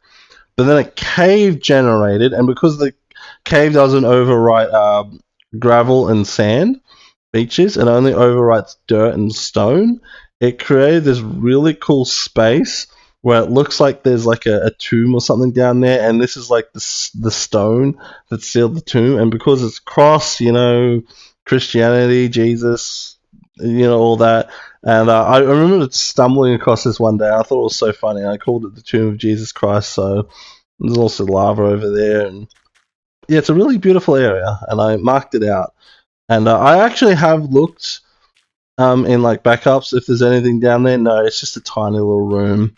There's nothing interesting down there. I probably should put something interesting down there. I'll come over here. So the bridge goes over Christ Cove. And then the path comes over this way. And we'll walk the path to the village. So come through here. This is a forest biome, and we come up here. And this is a very recent build project. I've been doing this in the last year, I believe. What are you doing out here? Middle of the day. Rude. Anyways, this is the village, and you can just see the castle loading in the background. Yep, so there's the castle. I'm decided I'm going to call this Dogmore Castle. I'll explain in a little bit why I've called it that, but yeah, this is the village. I guess this will be called Dogmore Village. I recently did a ton of terraforming work here. This was all beach, and I filled it in with dirt. I mined out all the sand, and I filled it in with dirt. I'm going to put more houses and stuff over here. But yeah, this is my little village. There's no villages, of course, in beta Minecraft, so this is an empty village. Come over this bridge. This bridge is designed because sometimes I take the boat over to the castle, and there's a boat launcher dock over there, so This little simple arch bridge allows me to get through this passage. And yeah, this is the town. So we've got these little like shop houses. This is my workstation here. So I've got all my chests and stuff here filled with stuff, filled with tons of building blocks. Got some furnaces in the roof, so if I need to smelt anything, I can do that. Got all kinds of like buildings, sort of like wall to wall. There's nothing inside them. A lot of these. This is going to be a flower shop. Let's put some flowers in here. I keep forgetting to do that. This is the block vomit house. I recently labeled this. This is a block vomit house because it's gradiented. I don't particularly like it, but you know I'm going to keep with it. And recently, Mog Swamp, the super flat guy, the guy's been playing like super flat for like fucking 40 years or whatever, made a short in which he said block vomit really annoys him. And so that's why I call it the block vomit house. The term block vomit annoys him. He's one of those like gradient people. Just everything's like fucking gradiented. This shop I actually redid. I built it a different way and then I completely tore it down and redid it. And I actually quite like how this turned out. This tree finally grew. I've been trying to grow a tree here for about a year. And it finally grew, and I think it looks nice. I think it really adds character to the area. Got a church there, we'll check it out in a second. Got these row homes here. I really like this. So the look I was going for is I imagine that these are like brick, and then they've put the stucco or whatever, or plaster over the top of it, and make it colourful, and it's been flaking away, and now only bits of colour remains, and the brick underneath has been showing.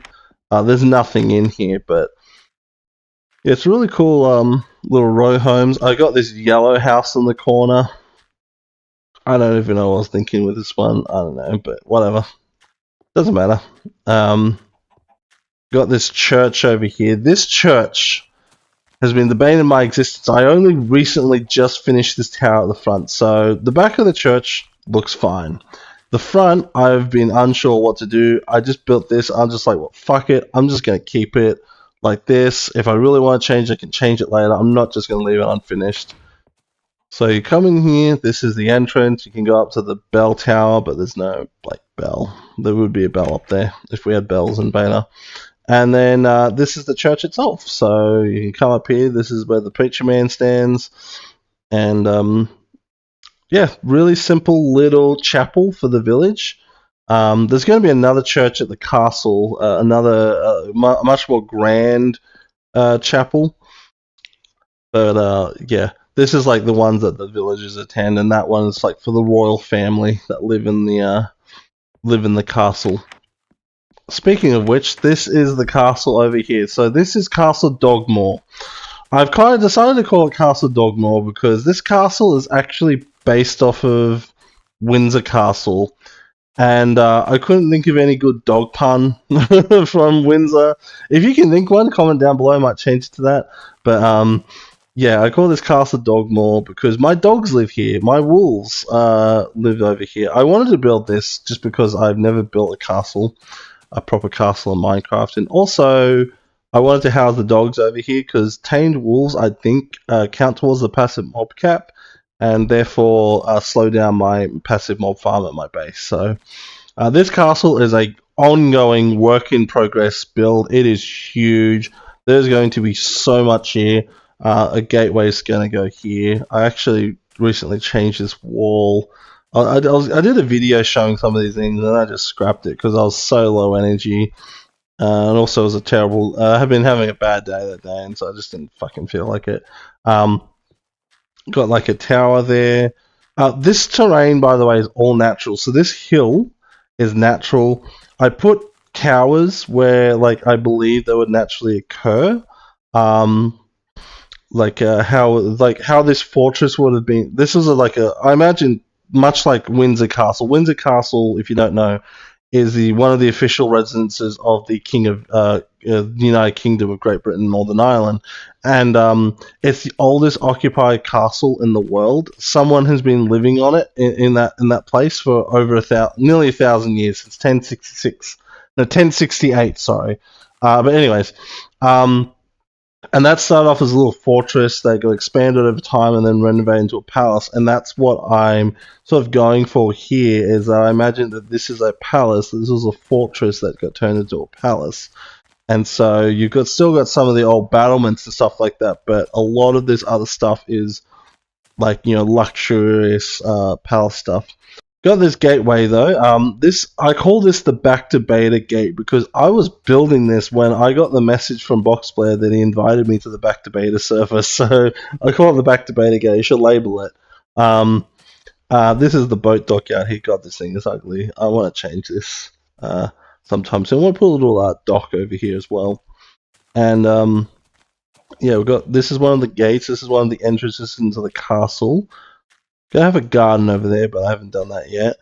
Then you've got, I really don't like this, but I'm gonna redo it. Then you've got like rooms over here. I sort of started building an interior.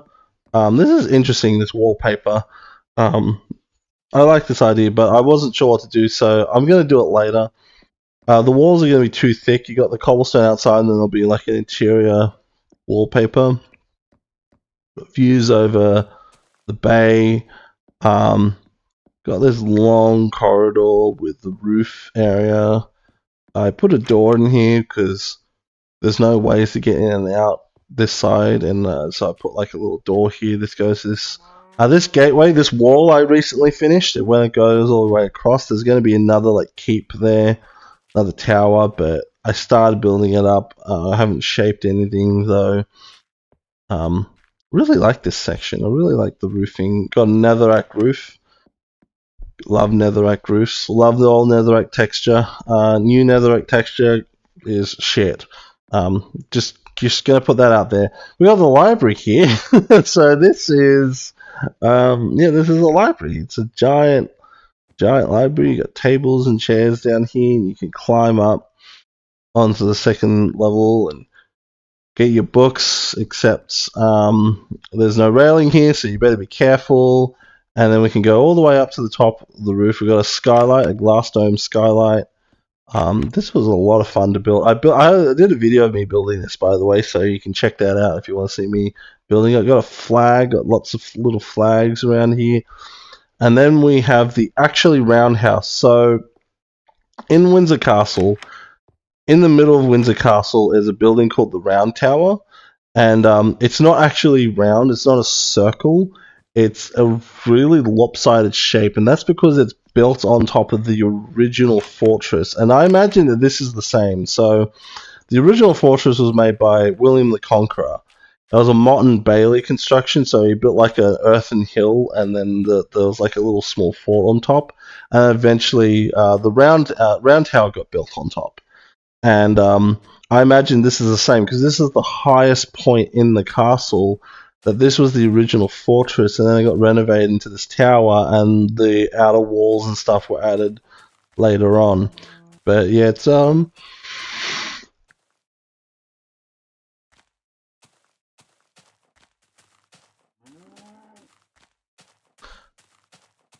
let's go inside. The actually round tower, 6th of January 2024 is when I finished this, so this is over nearly 2 years old.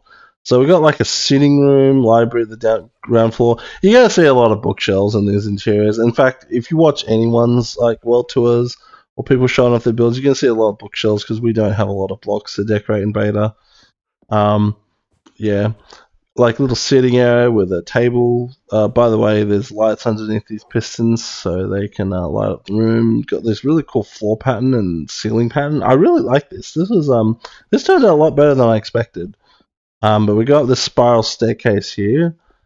And here are my doggos. So they've got a big grand bedroom. It's not fully furnished. I might add some more stuff to it. Got some creepy cave noise. And these are my doggos. They're on the big master bed. It's freaking huge. It's a 4-poster bed too, so really fancy. But yeah, I moved them here. These guys used to live in my bedroom over at the base.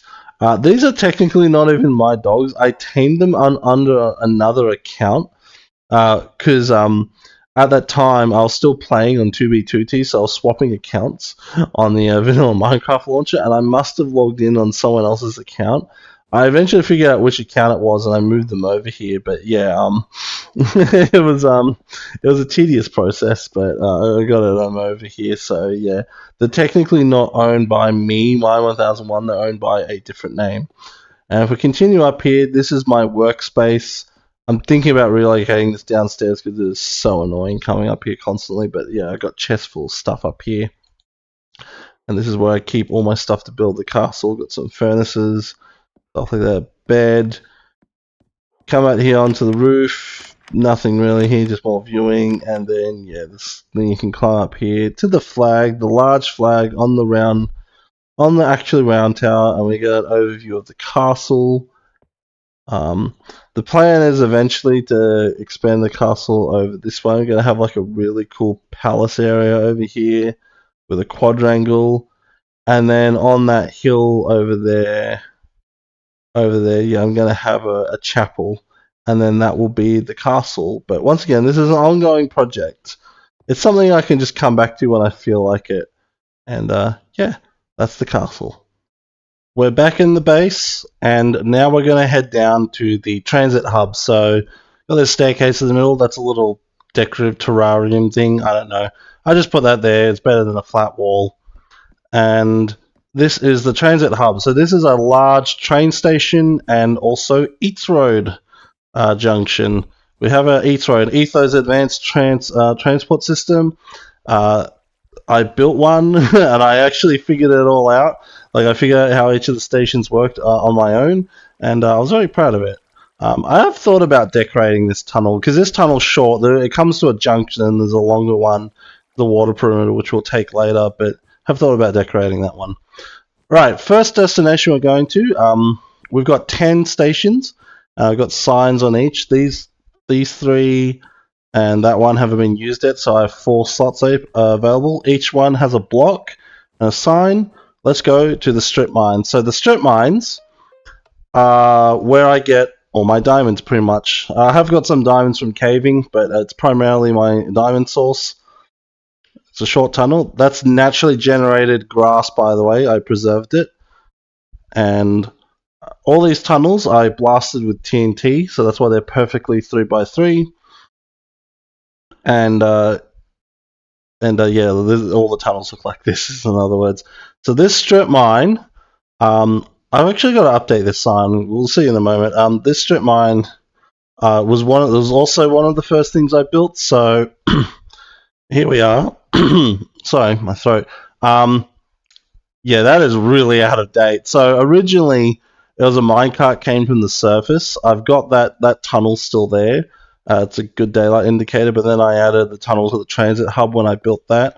I got to redo my diamond count because, yeah, I had mined 657 diamonds as of June 2023. That is horribly out of date. But this is the original outpost.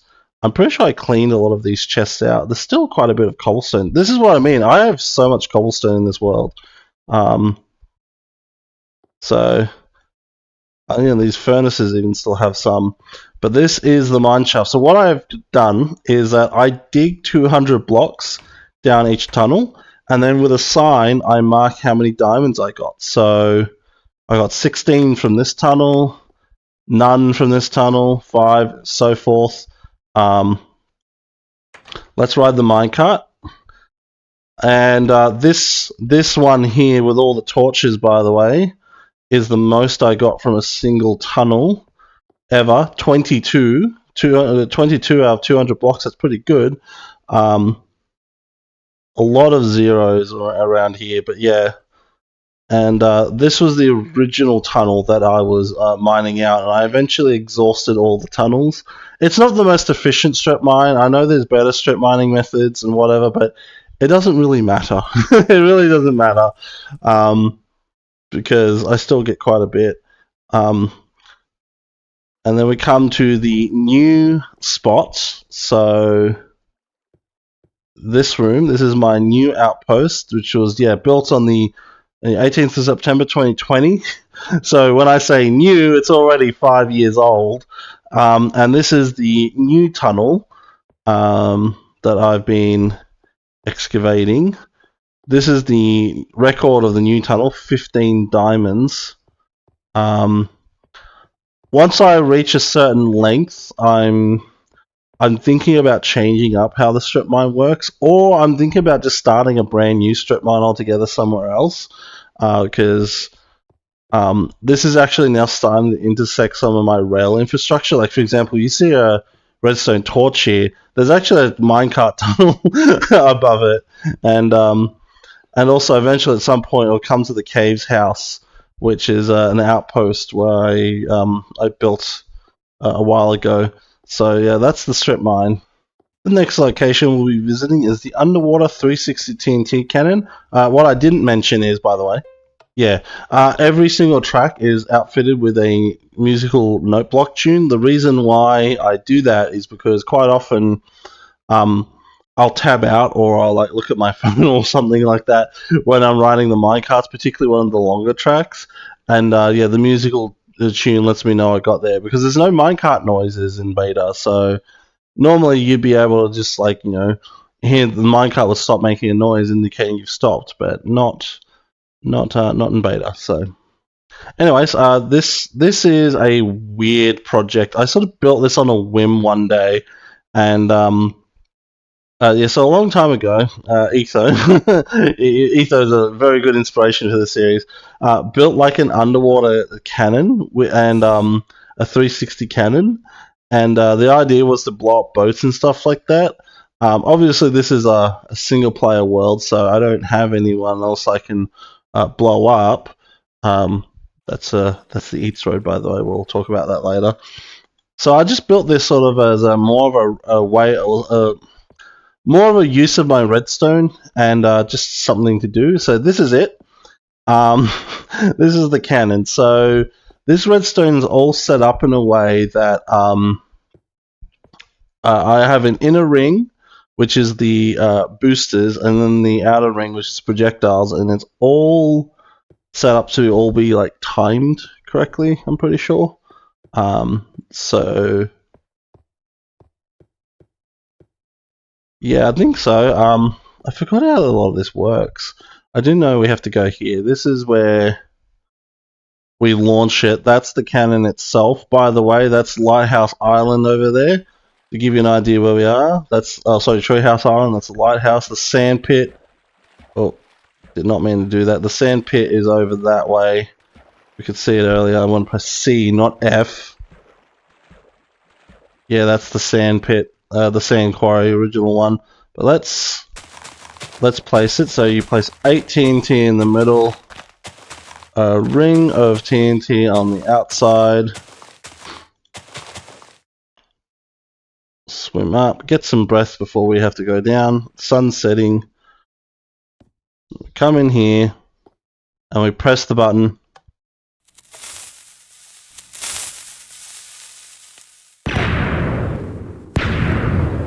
Amazing. It's so stupid. It is so stupid, but as I said, it was just something to use my redstone because I have all this redstone and I wasn't really using it for anything. So yeah, that's the TNT cannon. So yeah, that one is pointless. However, the next location we're going to be visiting, the wolf farm, is not pointless because this is actually, I would actually say this is one of the coolest builds I've done in the game because I have a passive mob farm at the base, as we've seen, and it doesn't spawn wolves because wolves only spawn in certain biomes. And so I was thinking, how do you create a farm that only spawns wolves? And wolves, of course, are 1 block tall. Or, sorry, they're much smaller than a block, but we don't have smaller blocks than that in Minecraft. We don't have upside down trapdoors and all that. So and also that doesn't work. But anyways, I was thinking, how do you spawn wolves? And so I thought, make a passive mob farm that's covered in a layer of glass, 1 block high, so it only spawns wolves. And so I set out and I made a concept, and it worked. And then after the first world tour, back in 4 years, back in 2024 was it? No, 2023. Jeez, back in 2023. I actually upgraded this farm. I redid it. It was one of the first videos I made post World Tour, and this is the farm. So we're coming up here.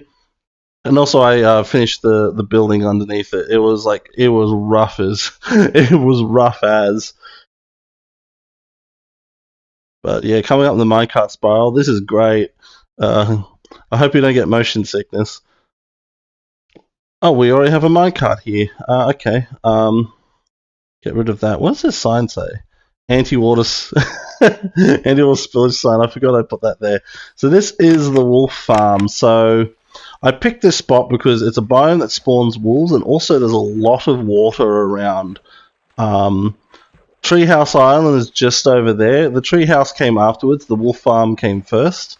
This was my hidey hole, my elevated hidey hole when I was building this. I'd sleep here. And, oh yeah, by the way, that pillar, that's a double zombie dungeon down below. Two zombie dungeons very close to each other. So, and this was where I built it. I had a very small amount of grass to remove, so it was a perfect location. Yeah, it probably would have been a better location for my long-term base, but oh well. I've got attached to that other area there, and I don't care. So, so this is the entrance, and then we come in here, and this is the farm. So what I've got here is two EMP units, Etho's mob processing units. Yeah, another Etho reference, I know. But what's going on is that the farm spawns only pigs, chickens, and wolves. The chickens get just immediately separated and incinerated. I have no use for chickens. I have no use for feathers, and I already have an egg farm. The pigs get sent into this EMP unit where they can either collect, I can have them automatically killed, or I can have the lava blade on, I can turn it off, and they get automatically cooked. Or I can just send them to their death, to their doom. These levers open it up, by the way. So yeah, that's what an EMP unit is. It's Etho's mob processing unit. You can process all the mobs. And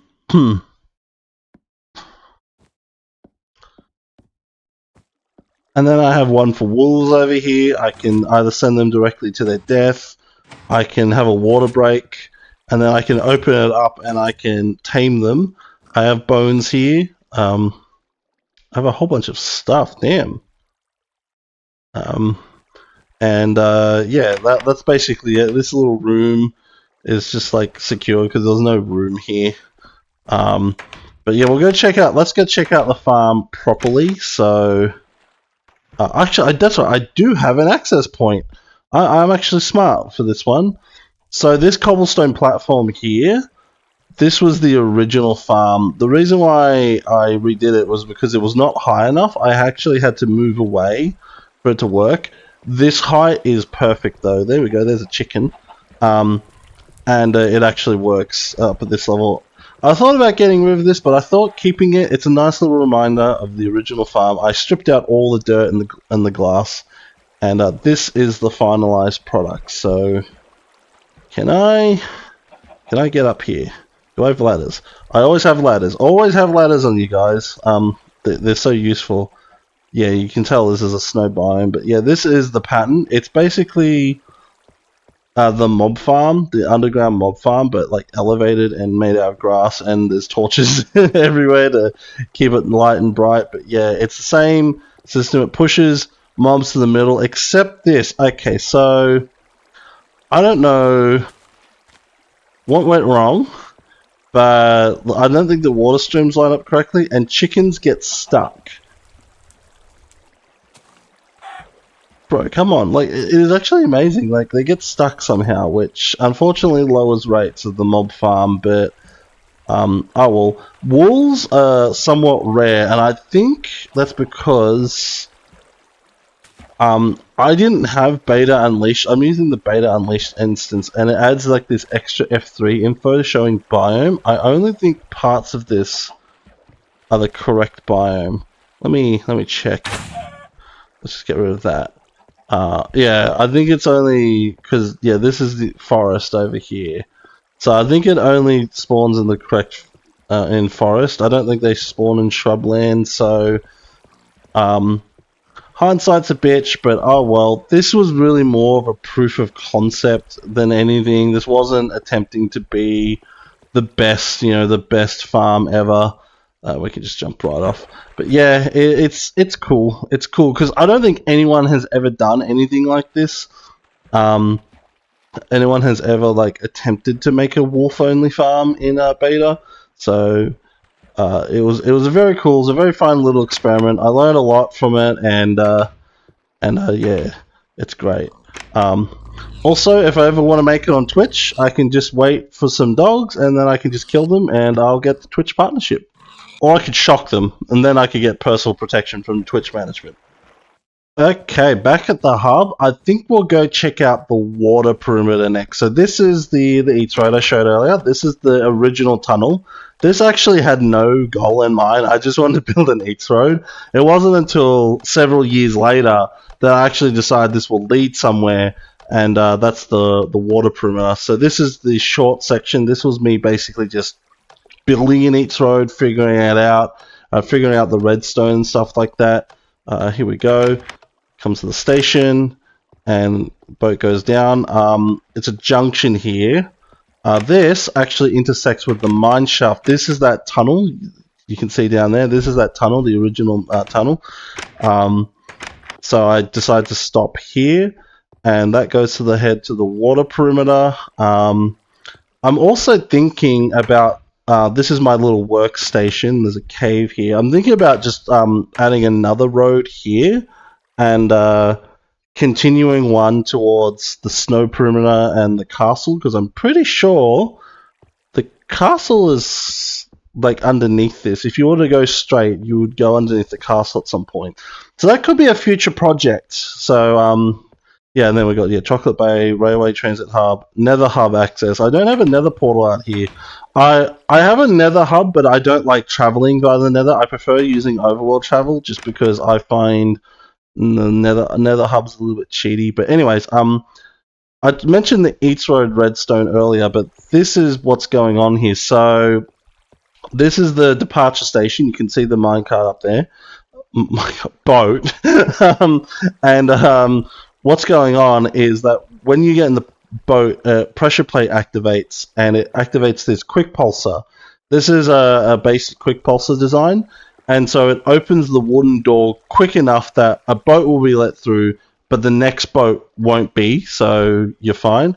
The station, however, the arrival has 2 doors. It's completely unnecessary. You only need 1. Etho's design had 2 doors, and so I did 2 doors. He had 2 doors because he wanted to use it on a server, and I actually tried building this on the back to beta server. It does not work. SMP is shit. It's fucking shit. Don't even bother trying to build these on SMP. Maybe on a one like modern beta, like how it emulates. It's basically modern Minecraft, just emulating beta. So maybe it work on there. And this is the other roads station.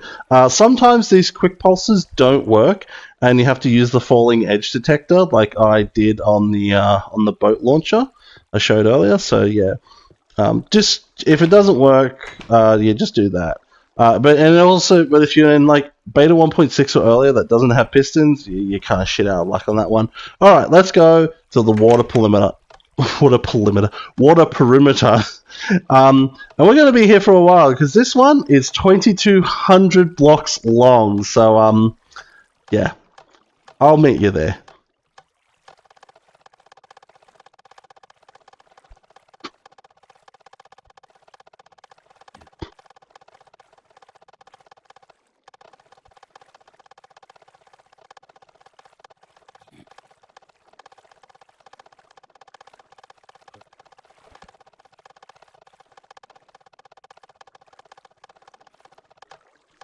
Alright, so we're coming up to the corner here. This is an interesting story. So all of Etho's Eat Roads he's ever built have been straight. And so I had to figure out this corner by myself. And oh yeah, that corner, that's a weird mechanism there. I'll show you on the way back, but it took like literal hours of work to figure out how to get that to work. So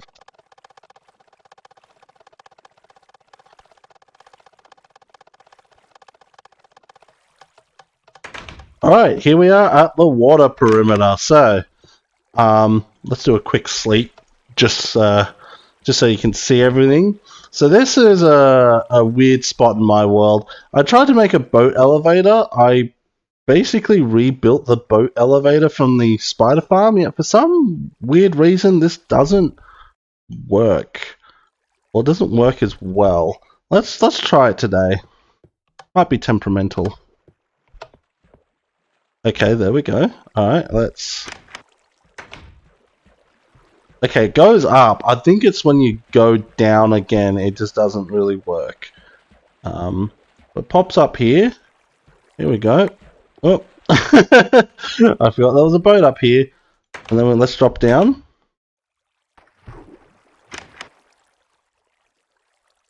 Yeah, why does it do that?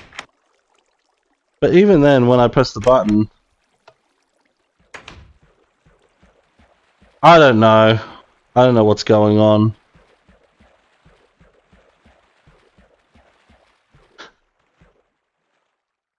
I like how I'm supposed to be touring the world, but this is now just turned into a debugging session. Yeah, there we go. For some reason, it doesn't go back under, and I don't understand. Maybe I need a ladder on this side. Anyways, whatever. So this is the water perimeter, and the water perimeter, it was a project that I just did on a whim basically one day, and it's what I've done is I bulldozed the land down to sea level, flooded it, lit up all the caves, and this is basically sort of like my testing perimeter, like I test stuff at. I gave it a cool flaming netherrack border as well, so you can clearly see the edges. And if you've seen my passive mob farm tutorial, this is where I built it. That's the passive mob farm from said tutorial. So there it is. I had a tree farm going on here by the looks of it. I've got a lot of stuff out here, a lot of TNT, a lot of stuff for like practicing building, tons of stuff from caving.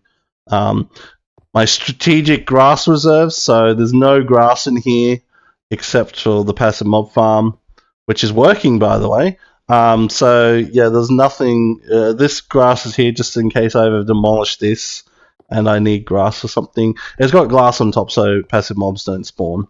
And then there's this thing. So this is a hostile mob farm design made by Deadly Dirtblock. He built this on the back to beta server, and my mob farm back at the original base, as cool as it is not that fast. And so I decided I was going to build this to get gunpowder. And this is his design. So what we've got going on here is we've got multiple floors of spawning pads that are 3x3. Let me get some blocks on my bar so we can actually see what's going on. Not 3x3, they're 3 blocks wide. Place, thank you. So yeah, you can see what's going on. They're how long? I forgot how long it is, but yeah, they're 3 blocks wide. They've got slabs in the middle to prevent spiders spawning. And what they've got going on here is they've got these. These are invisible stairs. So invisible stairs, if you don't know, are a glitch block that exists in beta, where you create basically a stair with a certain sub value, because every block in back in the old days had numeric value, and then you had like sub values. So a torch, for example, depending on where it's placed and its orientation, has a different numeric value. And using a redstone torch and a piston, you can transmute blocks into different states. And so these are stairs with a value of 4 or higher, I believe, because 0 to 3 are the stairs in each 4 cardinal directions. And these ones, I think these ones are actually 5, value 5, but whatever. Point is, yeah, I basically use these to create these glitch blocks. You have to piston these. If you try and break it, it acts like a normal stair and just drop a block. When I update to 1.2, release 1.2, these are going to turn into upside down stairs, because the next 4 values were then used for upside down stairs when they were added in that patch. And yeah, and now of course now you just can't do it all together. And also block transmutation isn't possible because Mojang has completely changed the back end of how this all works. But anyways, this is the roof. This is the lava lighting. Lava cascades down into columns and lights up all the platforms. The lava is also held in place by invisible stairs. If you could see down there. Oh no, they're held in place by signs. Oh, I thought I used stairs. I used signs for this. Anyways, this farm, as I said, was designed by Deadly Dirtblock. It's on the back to beta server and it's really, really fast. So let's turn it on and you can see how fast I mean. At some point, I gave up on mining sand to make TNT, and I've just got a sand duper here. You've probably seen this design. It just dupes sand. It's cheating, I know, but I've also given up on this. I've just straight up duped TNT. We'll check it out later when we get to the snow perimeter, and there we go. Look at that. The platforms haven't even finished delighting, and look at that. Look how fast it is. Let's go down to the item collection point. So, got a chest here. All the items go straight into a cactus, so if I'm not picking them up. This is what I was doing, is that I would fill up my slots with gunpowder, because I only wanted gunpowder, but you can do this with any of the items the farm produces, and you only pick up that certain item. Shit. I wish I had more gunpowder. We'll just do that. Okay. So now all I'm doing is picking up gunpowder and arrows, technically, I guess, and all the rest are just being destroyed by a cactus. And yeah, I just sit here for ages. It's so much faster. I haven't actually measured its speed, but it's pretty fast. It's pretty fast mob farm. I should probably explain what's going on here. They are falling on fences covered in flowing water, and because they're falling from a terminal height, they're dying. Falling in water is different in beta. You need certain depths from certain heights, and it's very inconsistent. It's very inconsistent. This is pretty consistent. Maybe like 1 in 10,000 mobs will survive the fall, and they just get stuck in the water stream here somewhere. But everything then collects into this central water here. Deadly's design was built in a snow biome, so he used ice for the ice streams. So the item streams. I was trying to find the words. I'm sorry. And yeah, he used ice for the item streams.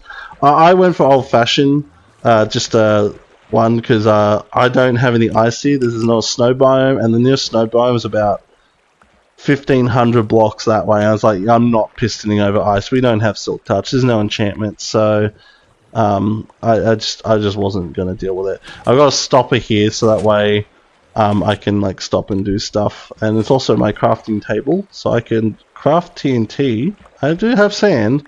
Why do I have sand? Why do I have sand in my inventory? I can't even remember why I've got sand. But anyways, then we turn it back on, and lights up again. Oh, it's because it's exposed to skylight. There's briefly skylight coming through. It causes a bunch of lighting updates. Should probably cover it over so it doesn't do that. But yeah, then the lava descends down, disables spawning, and yeah, that turns off the farm. Oh, look at that! Look at all the doggos in there. Yeah, so this farm also spawns dogs. I filtered out dogs. By the way, I mentioned this in my tutorial, but if you don't know how to filter dogs in your passive mob farm, let me keep pressing F for some reason. You do your pig separator, and then you use ladders or trapdoors to separate wolves because they're small enough that they can fit in that gap, and they get separated and they can go into their own tubes. So yeah, good to know. After a 20-minute boat ride back at the transit hub, and now we're going to head to the Caves house. This is one of my furthest outposts in the world. The water perimeter technically is further. And hopefully there's no slimes down here today. This tunnel has a tendency to spawn slimes in this section here. This is why it's all glass. And we're actually inside glass blocks right now. But slimes have a weird thing in beta. They can spawn inside walls, I've learnt. So I might have to redo that tunnel altogether if the slimes become an issue. But anyways, here we go to the cave's house.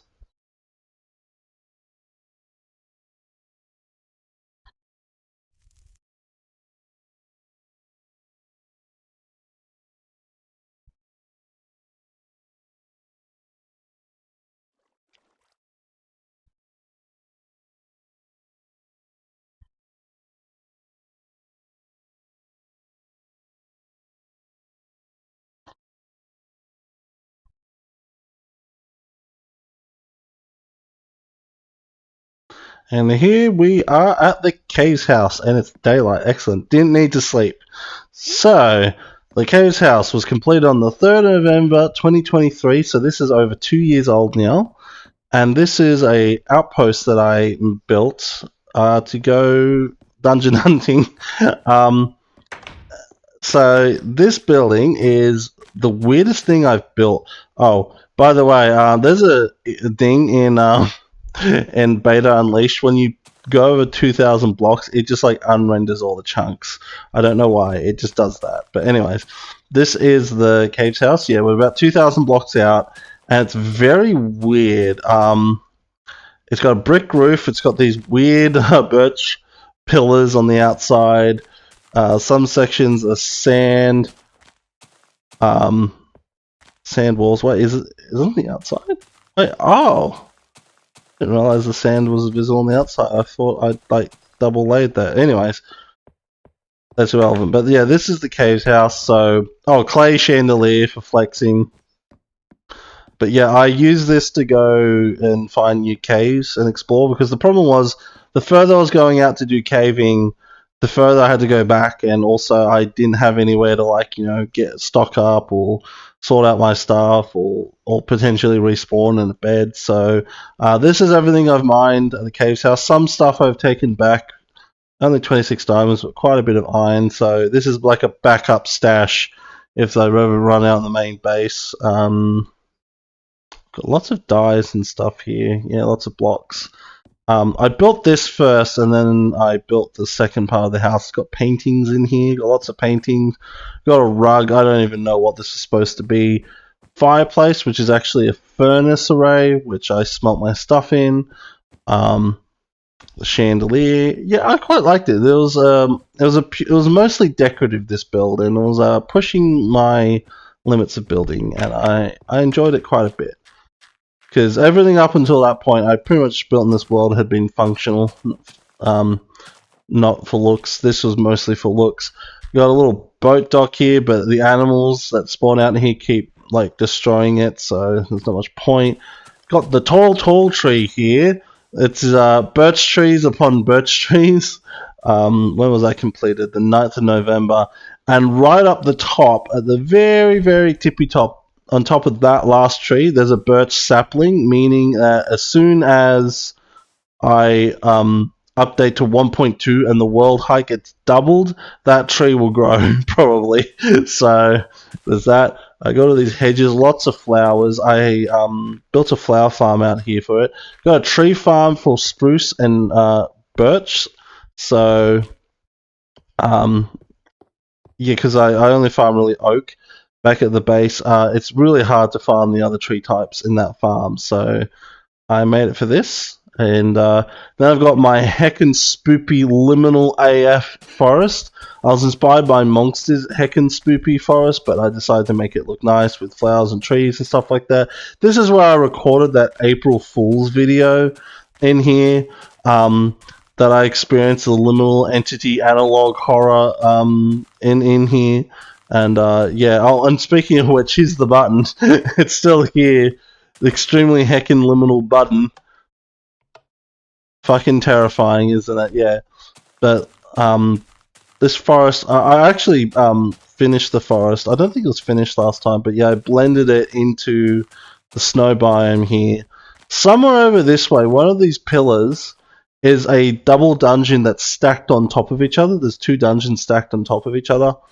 I haven't found it again. I should find it someday because it is really cool.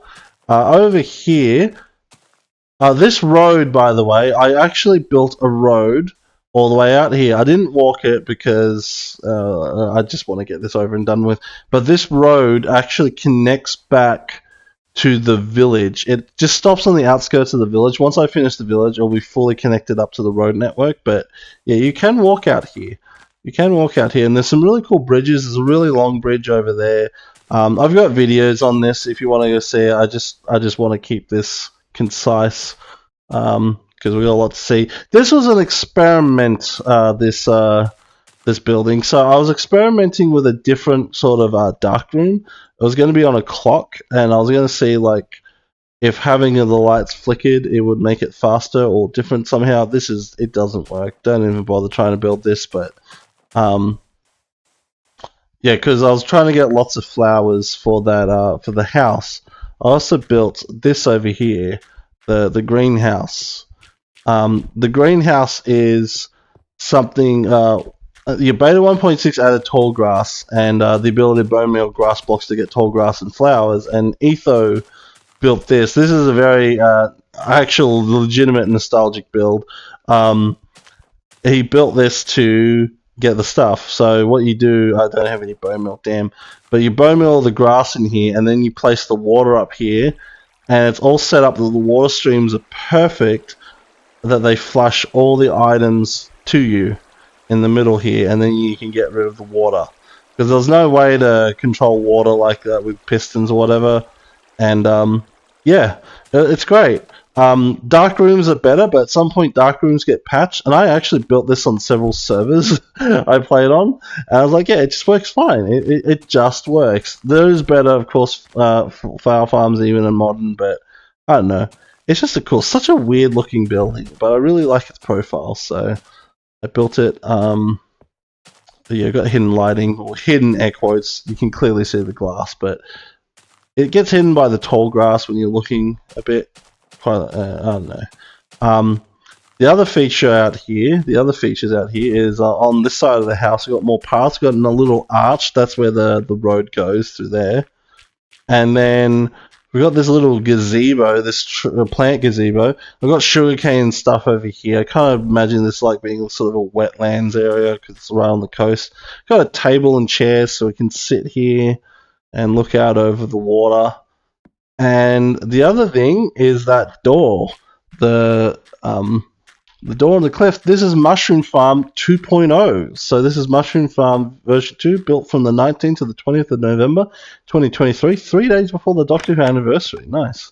And this version is so much faster than the other farm. So what we've got is I'll just break this wall. So what's happening here is you've got 2 rows of mushrooms. And then there's a row here, meaning that this area where the water spreads, the mushrooms spread to, is each one has at least 4 to 6 seed mushrooms that can potentially spread to it. That's why it's so much faster. I have this built on a version of this built on the back to beta server, and I actually, because of my neighbors were offered online, it grew mushrooms so much faster than the other farm design. So yeah, it's really good. Really recommend this design. I flick the levers here, and yeah, all the water pops the mushrooms off, and yeah, collect them. And yeah, it works like a treat. And then I've got these chests here. And this entire floor is double slabs, by the way. That's why the mushrooms aren't spreading onto them. And I've got like the chests, the mushrooms on the chests as decorative.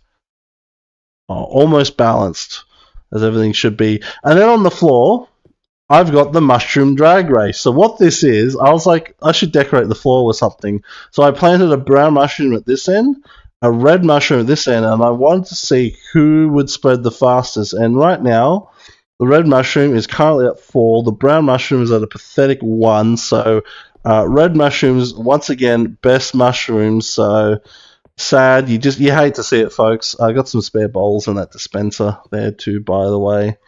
So yeah, that's Mushroom Farm 2.0. I want to build a version of this at my base, so I have a more reliable source of mushrooms.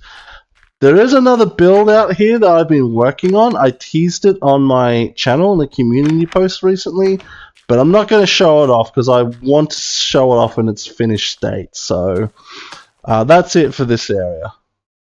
So the next location I wanted to visit is somewhere that I've never really shown on my channel. I think I've shown it in some videos, but I decided that I was going to include it as part of this world tour just so I can get a more comprehensive world tour for the new people. And existing viewers are probably like, where the fuck is this? Where the fuck is this guy? Well, if I press F3, you might figure it out.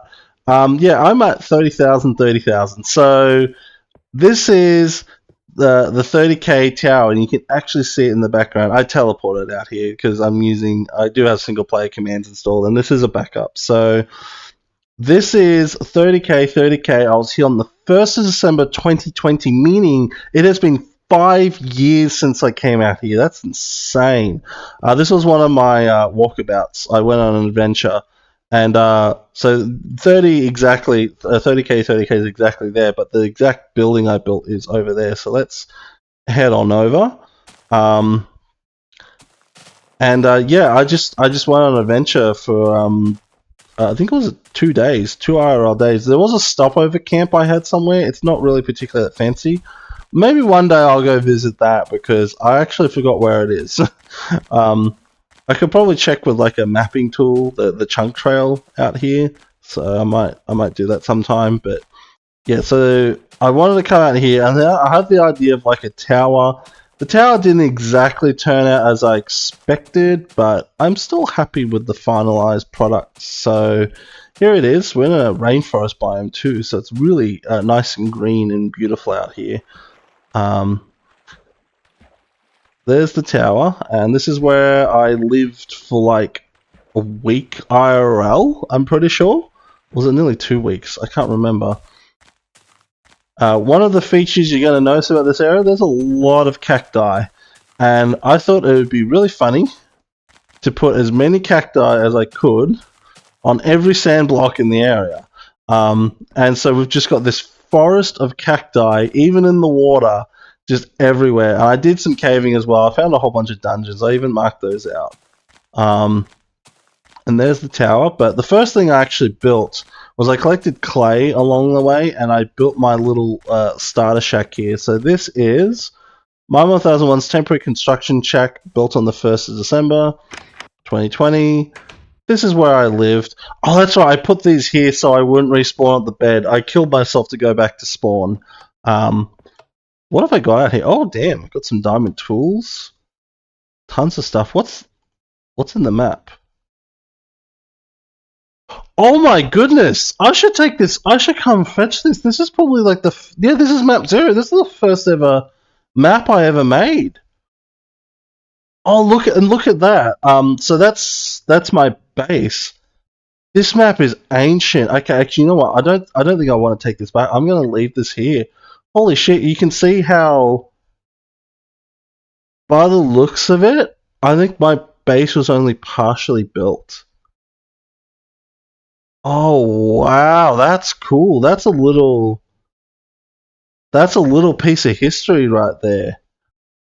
Wow. Okay, I'm leaving that there. Quite a few pumpkins. Oh damn! I don't think have I made any maps? I don't think I've ever made any maps. Oh, here's the valuables chest. Check out them diamonds. Oh man, the furnaces have probably got stuff. I do know I have a wheat farm here. Yeah, it's down in the basement. This is what I was eating. I was eating bread when I lived out here. But let's go check out the tower itself. And 30k tower completed on the 6th of December 2020. Wow. Summoned boats. So this was a boat elevator. It was a little bit janky, but it worked. Press button to go up. Look at that.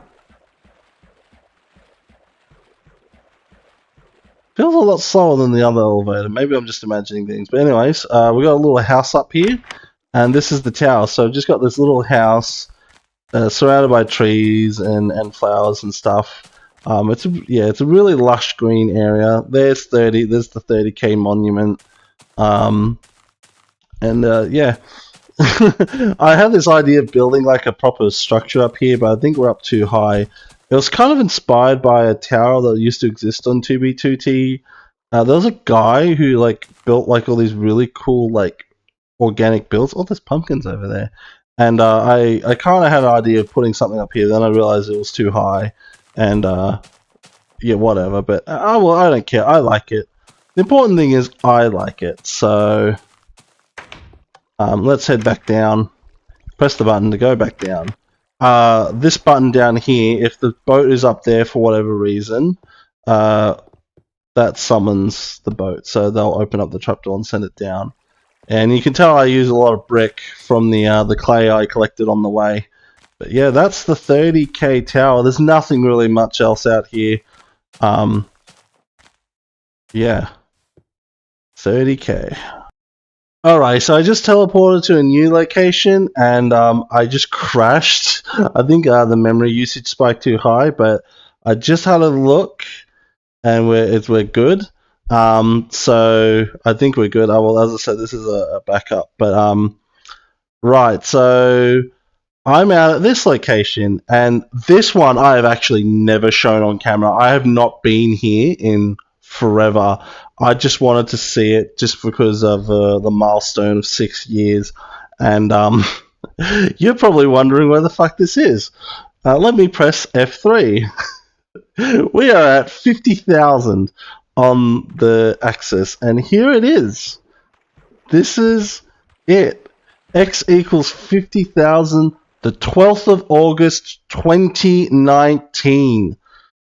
That's how long it's been. It's been 6 years since I've been here, which also gives me a better idea of when I started this world. I thought it was like August, September 2012. 2012, no, 2019.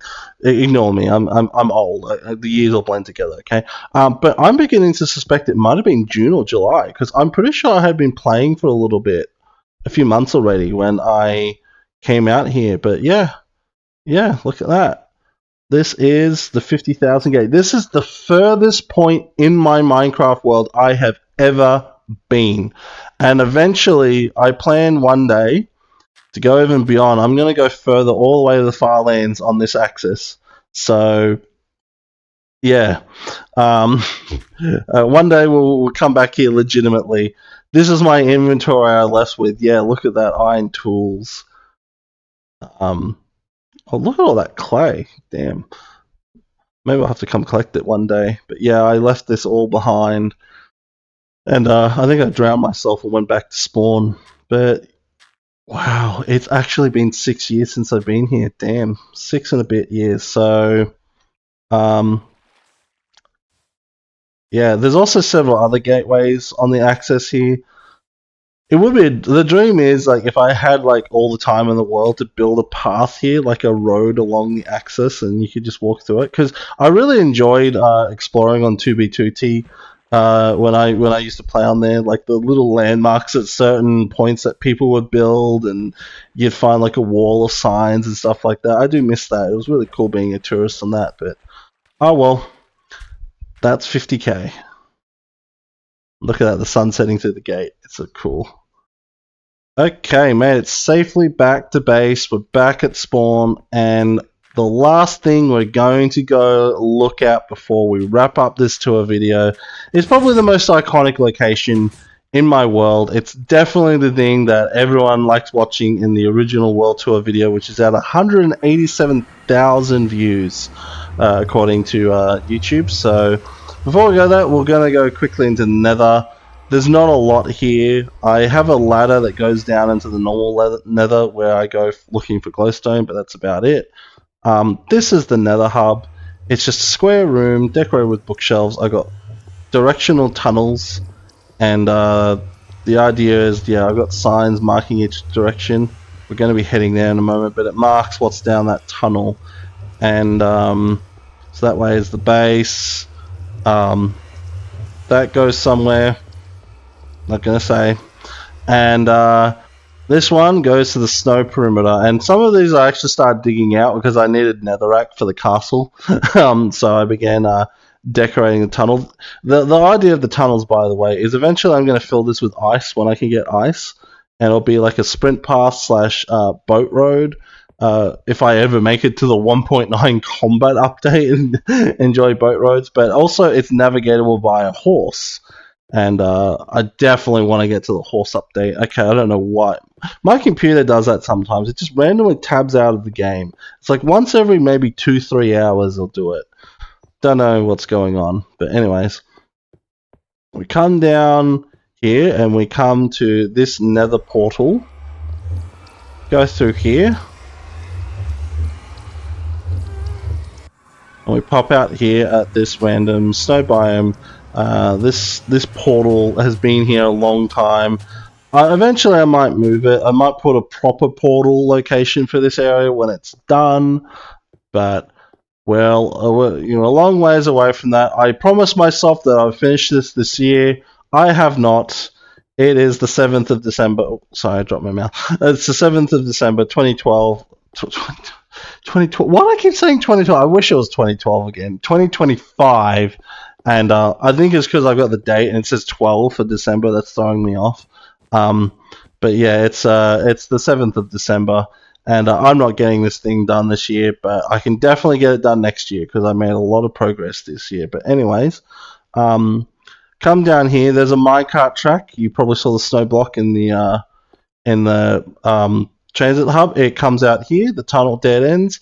This is another storage area. This is filled with stuff I've excavated from this area. Tons of cobblestone. I'm never going to run out of cobblestone in this world. I wish I could transfer this over to the back to beta server. Wait, this one's empty? Wait, how long's this one been empty? Oh no, because I set up these two ones not too long ago. Okay, well, good to know. This one's empty.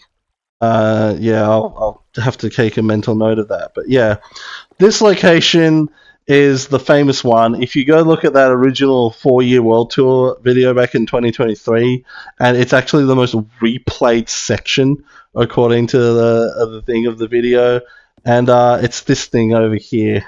There's a collapsed dungeon over there, by the way. It's cool, but it's this thing. Oh, I thought I was in the right spot. Welcome to the snow perimeter.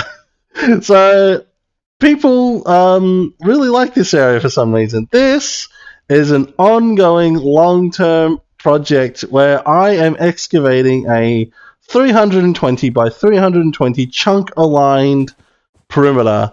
I've been doing this since mid to late 2020, and I really promised myself I'd get it done in 2025. I have not, as you can see, but I was like sitting down and trying to do maths, trying to figure out some shit with this, and I'm confident this is over 50% done. In fact, I'd probably say this is at 60%. By the way, I noticed this the other day. There's this sand block here. I suspect this guy, when I was doing stuff with TNT, got launched out of here and landed here and has been here ever since. So it's probably since 2020 or 2021.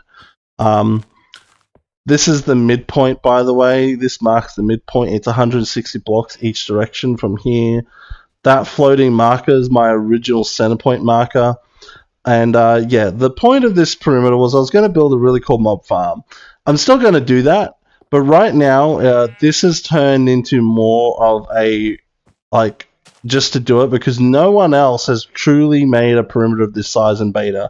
Gory Oregon, followed by some numbers, who's one of the fellow Back to Beta members, did something similar in his world.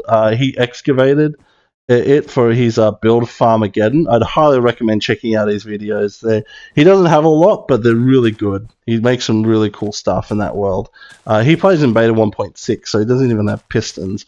But yeah, he done that, but it's much smaller than this one, and also this one goes all the way down to bedrock. He only did it down to a certain point, and it's been time consuming. It's been time consuming. It's one of these things that it's like a bucket list item. Like, look at that. Let's stand in this corner. At the beginning of this year, that land was pretty much all the way up to here. There's like only a little trench, but it's now at a point where the land is actually now starting to go in the fog, and I am on far render distance too. So, like, yeah, look, that's a lot of progress in my opinion. The dirt scaffolding is still there. That's a zombie spawner, by the way. That there's 3 dungeons in this area. There's a zombie and 2 skeletons, and I've preserved them all. And oh, this thing spawns slimes like crazy. I chose a snow biome because eventually this is going to get flooded with water, and it's all going to freeze into ice. I'm going to use ice item streams and stuff like that. And yeah, I want to build a mob farm. I have like a future-proof mob farm idea in my head. I've had it for years. It's like a mob farm I can upgrade and fix as time goes on, and it'll still work regardless of the version and things that change. And yeah, I've been blasting away. I've been doing a method where so you see that redstone torch up there, you place the TNT and it drops down and it blows up a column and it blows up layer by layer. It's not the most efficient method of using TNT, but it's been speedy and it's basically cleared most of this trench, because I was using another method where I had to pre-dig a tunnel. That was getting a bit time consuming. Lately, I did a stream a couple of weeks ago where we just went fucking crazy and we just placed tons of TNT and did massive explosions. I actually did some explosion tests up there. There's a whole bunch of craters around here. Yeah, so in the last few months we've done this. So I think that's pretty good considering it took 5 years. It took about 4 years to get to this point, and then I've done so much in a year. You know, why we're taking that? Let's take the ladder. The ladder's so much faster. But yeah, this is y equals 6. So underneath here is the top layer of bedrock. I filled everything in. And yeah, like look, even in this back corner here, look how far away that is. Long-term viewers may remember like when it was up to like here, and yeah, so much has gotten done. But I'm determined. I'm getting this done in 2026. When we do the 7-year world tour in December 2026, this is all going to be finished. I'm locking that in. We are fucking doing this shit. By the way, where it intersects water, I've created this ice wall. So yeah, it's been fun doing that. Casting ice because we've got no silk touch in the game, of course. But yeah, I have to freeze water, then move it with pistons or freeze it in place. That water column is really for getting down. So this is, yeah, the dirt scaffolding. This is all done. I've got to tear this down. This is turned into my little workstation. This is my TNT duper. So in beta 1.7.2, I'm in 0.3. This dupes TNT and pushes it out, and I just stand there and mine it. This is the Kia Shard duper. Like, you've probably seen this. Box Player's got a tutorial on it. Like, you've probably seen this before. This is a compact version. It's very funny. Anytime I've seen people build this in beta, they always build the Kia Shard version, which is really space inefficient, and it has like the really expanded out redstone wires. All you need is just sticky piston, block, 3 tick delay piston, 3 tick delay repeater, normal piston, and ta-da! That's all you need. And I've got 2 dupers set up together. There's flowing water here, and I made it bigger than it should be, and then I shrunk it. So, but yeah, I'd stand here and I just harvest the TNT. It got pushed towards me. These furnaces stop that, stop it from being pushed any further. This building does protect me. I actually had several mobs try to kill me, and I filled up all these chests. So we've got 12 double chests. We're up to 9 and a bit left of TNT, so still a long way to go out of TNT usage, so plenty left. If I do it properly, if I do my drop method, this could get me through quite a bit. I'm thinking about before the year ends, maybe like just before New Year's or on New Year's, depending on whatever my plans are. We might do it like another stream where we go out on a bang and we just blow up more of this perimeter. I did this for 4 hours the other day, and I just want to show, because I haven't shown it in a video, it's on the stream, what's left and what we did. And also, this is a great opportunity for new viewers watching the world tour. But yeah, this thing. So what I also did was I bulldozed everything down to y equals 60 first, and so it's all at this layer, and I'm just focusing on mining the stone. I got rid of all the dirt. I definitely feel like this has to be in the range of ballpark of 55 to 60% complete. This was one of the explosion tests I did, where you just like dig out a room, fill it with TNT, and blow it up. It's very inefficient use of TNT, but it's fun. I did that a few times. There's a whole bunch of craters. This thing over here, by the way, this is from an old test. So I tried using that duping trick to automatically drop TNT, and this was my test, and it worked. And then the machine blew up, and I just didn't bother after that. This one marks out, this sandstone here marks out the third dungeon. There's a skeleton spawner that's already uncovered. How I protect the spawners, by the way, is I encase it in this cube. Oh no, this one's a zombie dungeon. Oh, okay, I thought this was a skeleton. Oh yeah, you get that view. I encase it in a cube, a 3x3 cube of water. You gotta protect the corners because TNT explosion rays can destroy blocks through corners. Just remember that if you're ever trying to protect something with water or obsidian, you gotta properly encase it in, including the corners. And this was the hole we dug on stream, so there was already a bit of a crater here from some test explosions. We made it way bigger. It goes all the way. Keep hitting the wrong fucking key. It goes all the way down to lava level. Unfortunately, had a bit of accident with water turning some lava into obsidian, so that's gonna be fun to mine.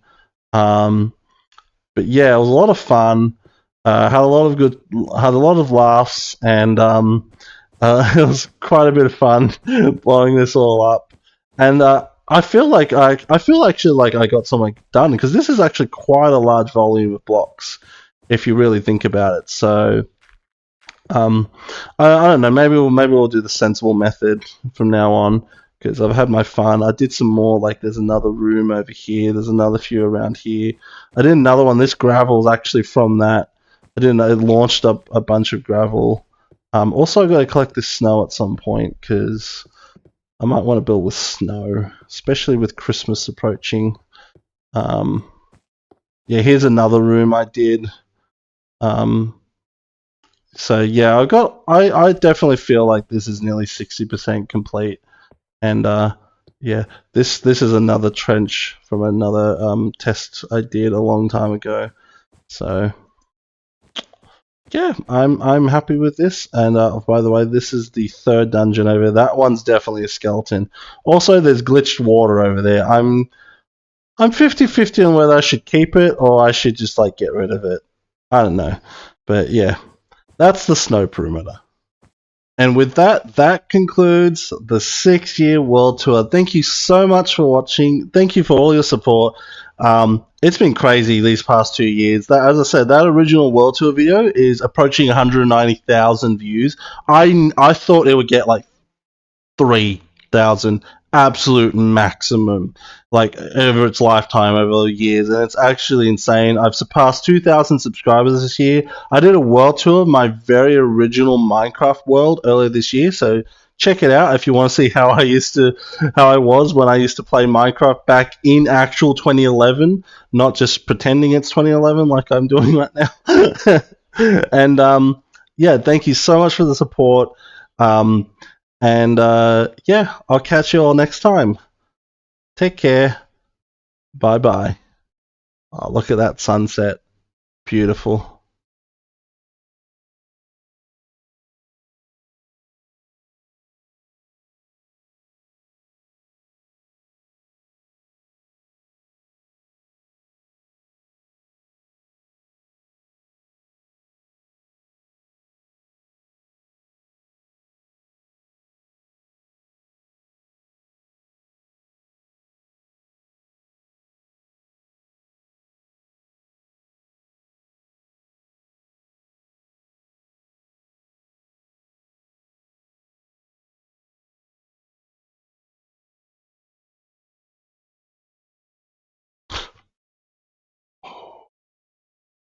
shit.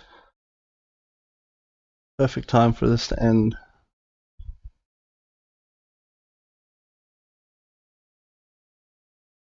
5:30.